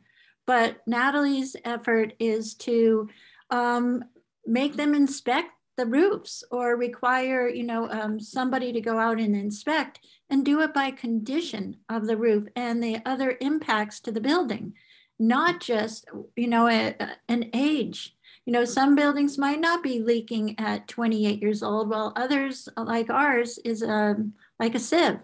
So the condition requirement is what she is pushing for to change in their statute and what they have to do. Yes, yeah. Okay, so you don't have any change to the minute here, George, do you? No, I don't. But I was wondering if maybe that was something we wanted to put in the minutes, but that's okay. But also it was just a question I was having, so I wanted to hear. Thank you. Right. Susie, did you have your hand up, or is that a? It's a non-sec. I'll get back to it after we finish approving the minutes. Okay. Anything else on the minutes? We have a motion to approve the minutes. Motion to approve the minutes from January 11. Second. Arvanitis, aye. Chartier, aye. Groves, aye. Hemingway, aye. Cashew, aye. Mosier, aye. Walton, aye.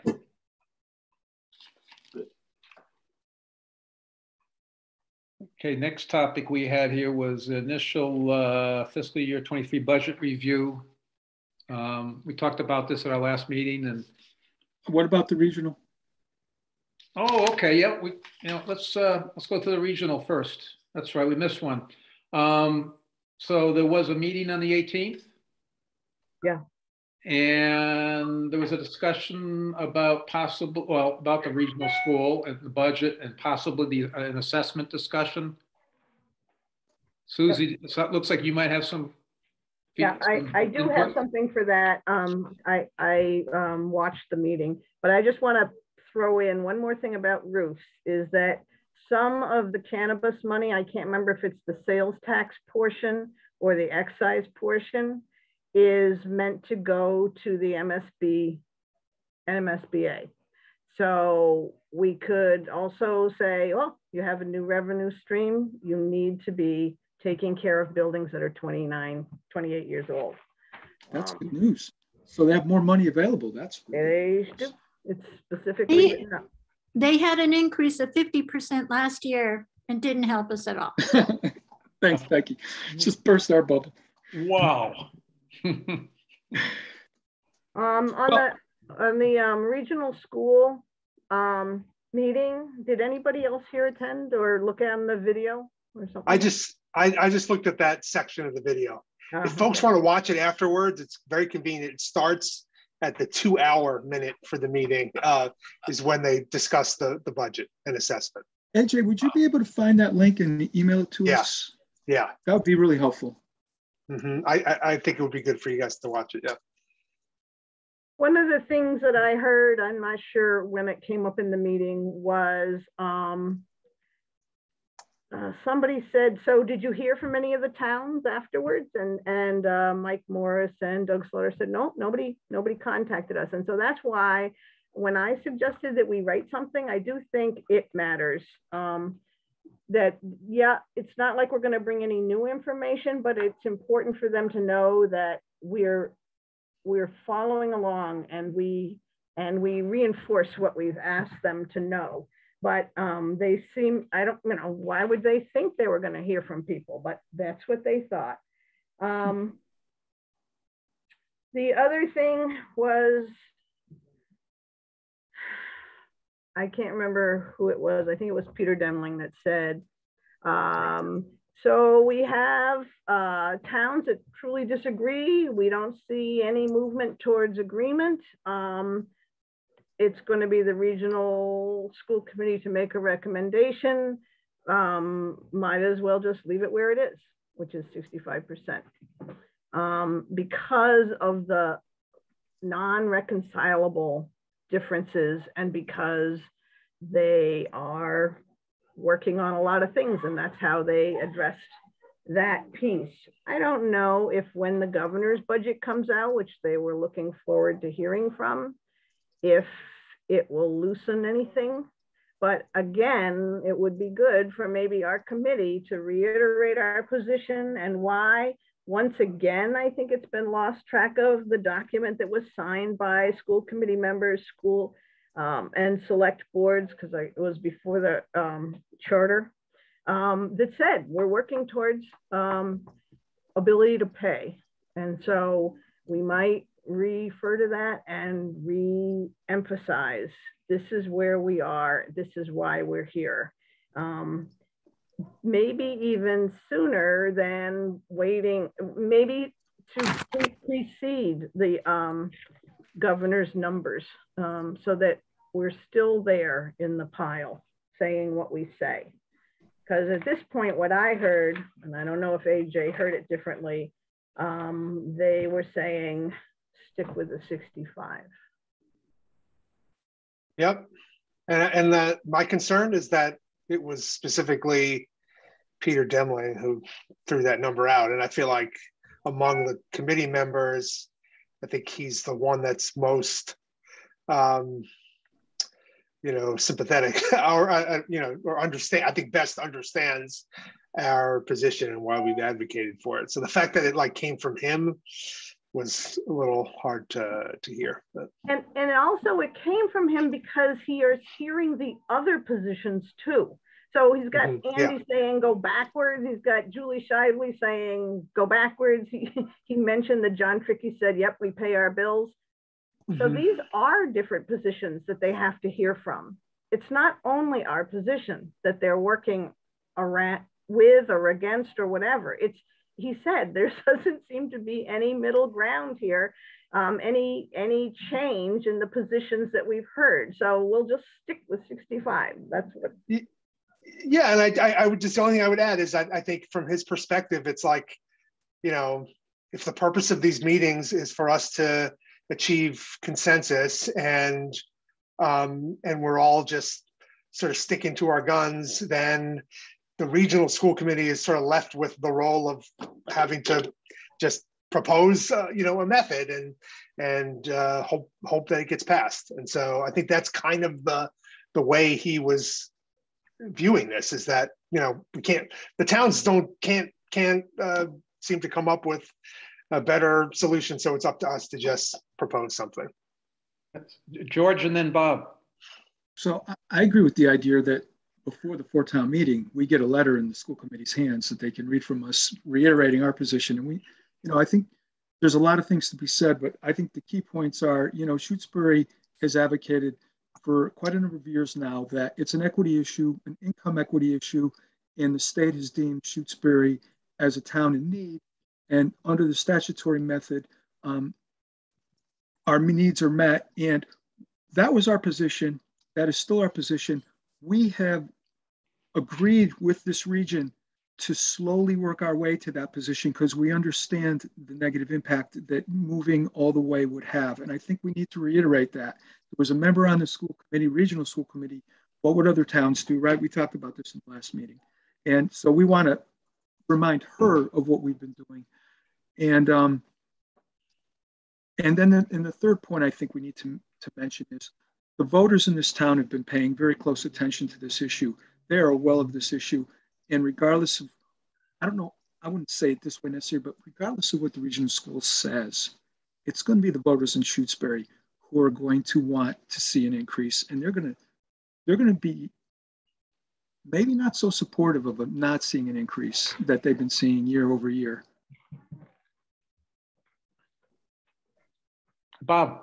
I just want to echo what George is saying, but I do think that we do have to remind the other towns, whatever the school committee says, it's a decision that the taxpayers, the town meeting makes ultimately. And we do have, and a nuance that has to be reiterated as well, is that this alternative method has to be approved by all the towns. I mean, I think we've shown very, very strong flexibility with the other towns moving in the direction we want to go. But we have a good case, the equity argument. I won't reiterate it, but it's a good argument. I think it's a sound moral argument, a fairness argument. We'll have to repeat the argument. And let's not forget, nobody was happy with us stating these facts 5 years ago either. But we've managed to move the situation in a direction that we like. And I think it's because the towns ultimately recognize it's the right thing to do. So we just have to do what we do every year, make our case, and hope that other towns will compromise and will move us halfway to our goal. I think that's a reasonable expectation, don't you?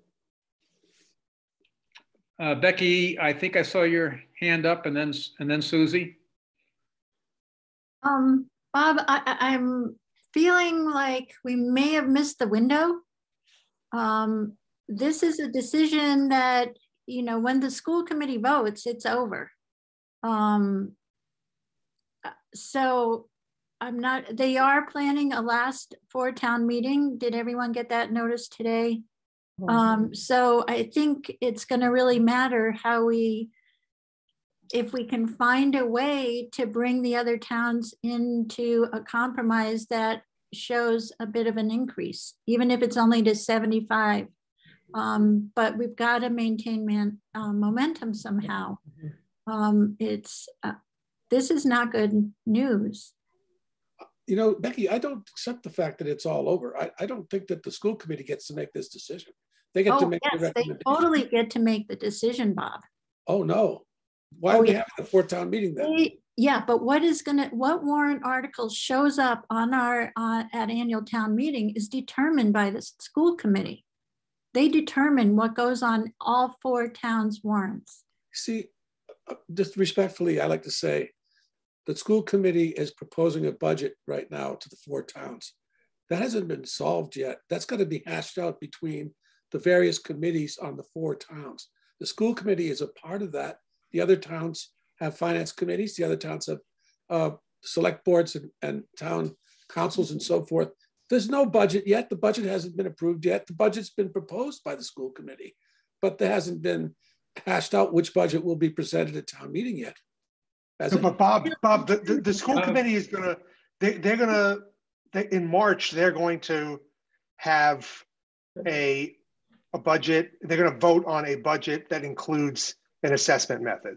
So I think there is one more shot at this 4 towns meeting that's upcoming for us to make the case. But at some point between that meeting and I forget exactly when, but sometime in March, there's going to be a budget. There's going to be a budget hearing, and then they're going to have a final budget. And then, as Becky was saying, you know, that's going to be the budget and assessment method that each town is going to have to vote on at their annual town meeting. So the next 4 town meeting is the last shot. Yeah, Susie, you've had your hand up. Okay, a couple pieces. I do think momentum and movement is important, and I think AJ talked about having a plan B or a second offer, and I think it's time for that. And I think we can use our arguments about equity and that Shutesbury has compromised by moving this slowly, but it has to move. It can't be stopped. It can't be frozen. That's our position. So I feel like that's a piece of what we're working towards. And then the other piece is, Bob said towns ultimately recognize that this is what we got to do. No, that's why Peter Demling is saying, what are we going to do? We're just going to stay where we are, because other towns do not recognize this. Other towns do not agree with it. And so that's the part about being in a regional agreement. We have people who definitely see it in a different way. And we can't ignore that and hope to get anywhere. So I think we reiterate our arguments. We talk about what we've done and the ones that George said, and we prepare a way to continue to move. I will ultimately, the other 3 towns agree that this is where we ultimately recognize what we have to do. Maybe once we get there, it'll be that. But I don't think we are there yet. I think, George, did you have your hand up? Yeah, I just wanted to reiterate the one point, but I think Susie said, you know, she's considering it, you know, and that is the school committee does make a recommendation. They'll listen to what we have to say in a few weeks, but ultimately it's the voters that have to decide. And our voters have been watching this and they've been paying attention. So I'd like to somehow put the weight of the voters behind that. So other towns can say whatever they want to say, but they need to realize that to get our town to vote for this is a challenge for us as a finance committee, because it's the expectation, I believe, for many people in our community is that it's going to, the needle is going to continue to move towards 100%. Yeah. AJ and then Bob. So I'm going to take one more shot at this. I tried this at an earlier meeting. So do folks here think that other towns would be more amenable to a 75% modified statutory method for this year if Shutesbury stated the position that we would be open to making an informal commitment to the same level for FY24? In other words, I understand that we're focused on FY23 here, but if we were to come to the Four Towns meeting and say, you know, in the interest of compromise, we would be willing to accept a 75% modified statutory for the next 2 years. And we'll go on the record as saying that's our intention for what our position will be next year as well. Do folks think that might make the other towns more amenable to accept that as opposed to staying at 65%? Would that make a difference? I don't know the answer to that. I'm just throwing it out there.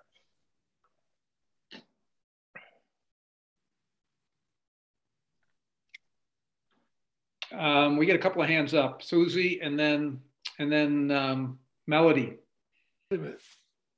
I think they might be amenable to something like that, but another part of the wild card is what the Chapter 70 money that comes along. The Student Opportunity Act, I don't think, and probably Becky knows the best, that impacts Shutesbury at all, but the state didn't even fund it all. And then they want to take some of the hold harmless money to help fund the SOA. So there still seems to me to be a lot of noise in the Chapter 70 funding. So what will happen, that may, if it's good news, then maybe they will be happy to continue to move towards 100%. But if it's bad news, maybe not. But I do think what AJ's offered is a way of having a conversation that's not locked in to where we are, which hasn't helped us move this year so far. Melody, and then Bob. Yeah, I just wanted to say I like AJ's idea, but I don't know if I would go down to 75. I would say 80 or 85. I mean, already locking in for 2 years is a pretty big compromise on Shutesbury's part. Just my opinion, but I think that it should be locked in at a higher amount. Also, and I know this has come up, but I mean, have they taken a really close look at what kind of government and federal funds are going to be available that could offset any of this? I'm sure they have. Bob, and then George. Yeah, I want to just touch briefly on what Susie said about the Chapter 70 money, and I think we should be able to express the fact that Chapter 70 money is based on ability to pay, and therefore, if we throw our money into the pot, we are subsidizing the other towns in the district. I don't think that's generally understood, but it's truth. The second thing is, I think that our position has been polite, civil, but firm up to this point, and we have managed to, by force of argument and by our steadfastness, if you will, to move this process further every year. And I think we should stay with that. I think we have a very good position. I don't think there's anything shameful about it. And we have to remember, the alternative method, which we operate under now, has to be agreed to by every town. That means every town has to buy in. If one town doesn't buy in, then that we have to redo it and move in the direction to make that town buy in. That's us. Second thing is, I personally would be willing to say that I would not necessarily recommend that the town meeting support something that doesn't move significantly in the direction. I personally would say that, and I think the Finance Committee should entertain this idea before we meet. Yeah. George. I think Melody's idea is really good. I think AJ's and Melody's idea is really good.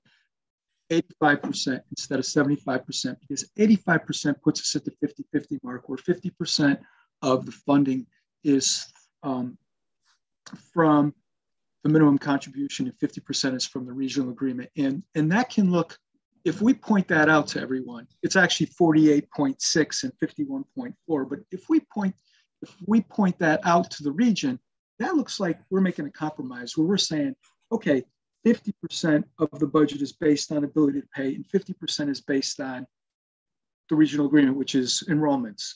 And so I see that as a position that other towns might actually see as having logic behind it, and locking into it for 2 years might be something we can sell. And for us, at 10% a year, we're getting 75 this year, 85 next year. We'd be getting 85. We'd be winning as far as I'm concerned. Getting to the 100%, let's talk about that in 2 or 3 years. Well, it's going to be harder to talk about that if we show that we're being fair at the 50-50 line. We're going to have trouble with the reverse argument when we're going for 100%. I think that'd be the challenge. Of course, nobody will remember, hopefully, in 2 years. All different people, too. And by the way, the difference between, just for everybody's information, the difference between 75% and 100% is, it looks like $34,000. The difference between 85% and 100%. Oh no, I'm sorry, I'm looking at the wrong thing. It's 60,000, and the difference between 85 and 100 is 35,000. Yeah. Okay, so we've got some timing. There's it's a Thursday night, the next 4-town meeting, right? It's a Thursday evening as opposed to a Saturday morning. So that's 2 Thursdays from now. Do we need to get together with the select board and school committee before then to talk about plans for that Thursday night? AJ, and then I think Susie, you have your hand up. So I think that's a good idea, because I think ultimately my biggest concern is that whatever document ends up getting shared at that 4-towns meeting, I think it's important for us that we see some models that are at the, whatever we want to say, 75, 85%. Like, I'm concerned that we're going to show up and, you know, there's going to be basically a 65% model and 100% model, and that's it. And I feel like if that's the way it's framed, then I'm not optimistic about our chances of getting, getting any kind of consensus there. So I'm hoping that, but I think we might have to ask that, to just make sure that, like, as they've done in years past, that at this final 4-towns meeting, they are going to have multiple assessment models for us to review and discuss. Didn't the last meeting have 75, 85% models? It did, yeah. But I think there's some updates to their budget. So I'm again, my concern is just that, just based on like Demling's comment, like that they're just going to show up and they're going to say, here's what our budget's looking like. And in the absence of us being able to achieve any kind of compromise at the last 4-towns meeting, we're proposing a 65% modified statutory, just like we did last year. And this is what we're recommending. Give us feedback. Like I don't think that would be beneficial to us if that's how they approach this. Yeah, that's a good point, and that's a good reason to request in advance those different models, those various models. Yeah.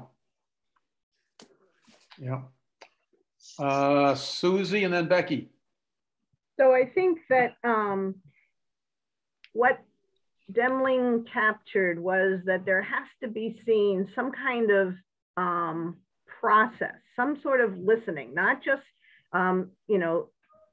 camps that are separated. So I do think what we're presenting could be seen and could be remembered as an effort to work it out, because they don't have a way to work it out because they're in the middle of this. So our proposal to do 85% locked in for 2 years could be presented as an effort to work out to continue the compromise of building towards this slowly. And I think that we should write a letter to the ARPS school committee before the date of the four-town meeting to present this, because they're the people that are wrestling with this. I don't think the compromise has to be that we agree with Leverett or Amherst. It has to show that we are working on an understanding and we're building towards it. So I think that would be why, if we go to 85, we are not locking ourselves into that forever. We're showing working towards it. And as George has said, once it gets to a small percentage of differential, it may be easier to cross the last part of it. Yeah, Bob. I just want to say my position, for what it's worth, is that I would be willing to settle for 85 at that four-town meeting. I think that's a reasonable adjustment that would be acceptable to me personally, and I think it would be easy for the committee to support. But I don't think we should go in offering that compromise. Although I do respect AJ's willingness to compromise. It's an important thing to do. I think an 85% would be a compromise from our point of view. I think that generally we would accept that. So I would like to see us go into the meeting with that in our waistcoat pocket, as a compromise we're willing to make, and then see what happens. You won't have a chance. It's not going to go anywhere. And it would feel to Peter Demling and the Amherst School Committee that we're not hearing it. We're not hearing what they're talking about. Can I propose a motion for us to consider here? That in the interest of compromise, that the Finance Committee is recommending a 85% modified statutory method for the next 2 fiscal years, and that we articulate that position to the regional school committee in advance of the next four towns meeting. I second the motion. Okay, any further discussion on the motion? I personally think 85% in the long run is okay. I know that's not what everybody wants. I know a lot of people think 100%, but I personally think 85 would be fine. I think the statutory method is not always going to benefit us. And that 35,000 gap between 100% and 85% on a 5-year rolling is just not a lot of money in terms of what our budget is. And we're reaching for it, and that would be nice, but we can show the region that we're willing to compromise by a 50-50 on how much is rolling average and how much is minimum contribution. And again, we could end up paying more if we were 100%. I don't necessarily think that's true. I don't think the dollar amounts based on a budget as large as the region are going to ever be significant if we get to the 85. I think the 85 is a good place for us. Of course, if the committee and everybody else keeps pushing for 100, I'm on board, of course. But honestly, if in 3 years from now, if we get the 85 and we can lock into it for 2 years, that's wonderful. But I could live with it forever, honestly. I just don't think that that's going to be a problem for our town. And I don't think it's going to get worse than 35,000. I think Amherst is going to start benefiting from statutory in the coming years from the conversations we've been hearing about their income. And so I think it's going to flip anyways. Bob. Yeah, I just want to say, I want to remind the committee that we, the town, expressed through the select board, finance committee, and school committee, have agreed that our position is that we want 100% statutory with a 5-year rolling average. That's the position of this town that's been consistent and been expressed all this year, last year, and the year before. I don't see why we should wobble on that right now. Yes, we are willing to compromise last year, and we're willing to compromise again this year. But that position is a position based upon a very sound equity argument, which hasn't changed. Whether, and if it comes to pass in the future, and it might very well happen if we continue to wait, where this doesn't work into our advantage financially, well, we have all agreed that we still support it because it's more equitable. So let's go. What are we wobbling for? Well, I don't think I wouldn't wobble now. I wouldn't wobble now. I wouldn't say that to any of these other towns. I'm saying it to us. This is what I think. That's all I'm saying. I'm not asking us to change our position. But our position should be to support our position, which has been all year and the last year. When we get above 85, when we get at 85 and we have these conversations, we'll have these conversations. And I'm telling you that I would probably be okay being stuck at 85. That's what you're going to hear from me in 2 years from now. I understand that, George, but we're talking about this motion. This right, motion, but you said wobble this year, and I'm telling you, I'm not wobbling this year. This motion represents wobbling. No, this motion is moving the needle another 10 or 20%, just like we do every year. Bob, I would just say that I don't disagree with what you've said, that's our preference, right? And as you said, you know, that's our position. We've compromised in the past. We would be willing to compromise this year. All I'm saying is I think now is the time to achieve a compromise. And so I'm proposing a compromise. And I'm proposing it because I'm concerned that the tide might be moving the regional school committee to lock in at 65%. Just because they can't see, because they're frustrated with that the four towns can't come up with a better option. So why not stick with what we did last year? Yeah, but the towns have never been able to come up together with an option. True. But we're giving them 2 years, which basically says, you know what, there's a good shot you're not going to have to worry about this next year because we're willing to be here to live here for a couple of years. Yeah, Becky, I think your hand was up. I was just wondering if the committee, I know we're working towards the vote, but also part of the vote, I think it's important to think of the select board and the school committee. Yeah. The select board is meeting on next Tuesday night. That would be an opportunity to share your recommendation with the other members. I don't know if you would need to get your letter to the regional school committee ahead of that. That might be the case, but I think it would be an opportunity to have a wider discussion and prepare everyone for that meeting. Susie. I guess I don't feel the FinCom should write the letter without having a discussion to the school committee and the select board. But I do think the way we write that letter, the draft of it, should go to our discussion with the select board and the school committee, because this isn't coming out of left field. This is coming out of trying to build something that could stick. And I think that the Amherst School Committee might pay us to not bring this stuff up next year. And so the one thing we give them in this isn't what they want, but it is time and changing the pressure cooker that they have to deal with every year with this argument. So I'm ready to vote. I don't know if we have more discussion. Well, any other discussion on the motion? Well, we should just consider the possibility that they might like our idea, but they might say 75 next year and 85 the year after. That is a possible. I can see them doing that. AJ, do you want to just restate the motion? Yeah. Okay. So let me see. I tried to write this down as we were just talking. So I'm making a motion in the interest of compromise for the finance committee to recommend an 85% modified statutory method for the next 2 fiscal years, and that we share that position with the regional school committee in advance of the upcoming 4 towns meeting. Now, I might, so Becky raises a good point though. So I think, you know, I would say this is pending, you know, support and approval from the select board and school committee. So why don't we just vote on it then after we meet with them? Because you want to take your vote to them. We can take our position now. We can take our position into that meeting. Yes. Yeah.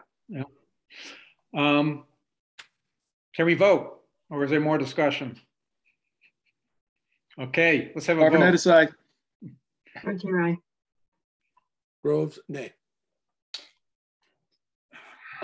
Hemingway, nay. All right. Cashew, yes. Mosier, yes. Walton, yes. Okay. Do we want to try to get on the schedule with the select board next Tuesday? Is it next Tuesday? Is that what you said? Yep. Would the school board be able to join that? I will invite them. Yeah. I'll invite them all. So do we all want to aim for a meeting with the select board next Tuesday? Sure. Okay. February 1. And who will draft our argument or our proposal or somebody should draft it. AJ? Sure. Yeah, sure, I can do that. Do we have like a example of like the letter we sent last year? I might just start from there and modify the language. Is that something you have, Becky? Yeah. Because we did something similar last year, right? Well, it was the beginning of this year. Oh, that's right. Yeah. Okay. That's right. Yep. Okay. This year's moving fast, AJ. Yes, I know. And AJ, you might put something in the letter about us supporting the budget.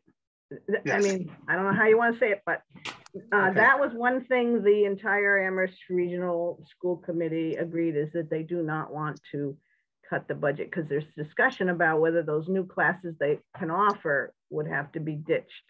And so we support their efforts to have a decent budget. It's the point of us being able to get Chapter 70 financing is our ability to support that budget. It affects our ability to support that budget. I'm not saying we should write that in there, but that's under the surface. That's there and they should know it. They do know it. Becky. So the governor, it says on the website that the governor's budget will become available on 1/26, which is tomorrow. All right. So the Chapter 70 numbers and all the minimum contribution calculation should be available hopefully tomorrow. Go, Charlie. Okay, cool. Okay, well, it's approaching 9 o'clock. We had a couple other agenda items. We're 2.5 hours into our meeting. Do we want to power through a couple more of these agenda items or do we want to call it a night? I see a lot of nodding no's. We invoked the mercy rule. Well, I wonder if we can put some of those items on next Tuesday since we're going to meet. It's a select board meeting. Yeah, but I mean, FinCom can adjourn and meet. Well, Becky won't be able to present the initial budget. I'm not I see. Yeah. Sorry. Okay, yeah, so what we have left is, Becky, you were gonna go through the initial budget review. So we can maybe look at moving that to the 8th. Yep, that'd be good. So the 8th would be our next meeting. And it's hard to keep track of who's up on budgets, but I think we'd have the police department and treasury. Yes. On February 8th now. Is that the latest? Yes, I think the treasury might be available next week. I mean next week. You mean on February 8th? Yeah. Okay, as well as Kristen. She's ready, and so is Ryan. They're both on schedule. If nothing happens, it should all work out. Okay, we'll cover the initial budget review for fiscal year 23 then. Yeah. And does anybody have anything really hot committees wise that they need to get out tonight? All right. Does somebody want to make a motion? Before we do, Becky, can you just tell us what time will be scheduled with the select board? There's a bunch of stuff on it already, so I'll have to email. Yeah, just let us know, please. Yeah, I definitely will. Thank you. Does somebody want to make a motion? The motion we adjourn. I'll make a motion we adjourn. No, we can only have one. Somebody can second a motion. I did, second. Okay. Arvinettis, aye. Frontier, aye. Groves, aye. Hemingway, aye. Cashew, aye. Mosier, aye. Walton, aye. You guys are the only committee that has it down pat. That is really awesome. Yeah. Good night. Thank you. All right. You guys all have a lovely night, everyone. evening. See you next week. Take care. See you Tuesday. Yep.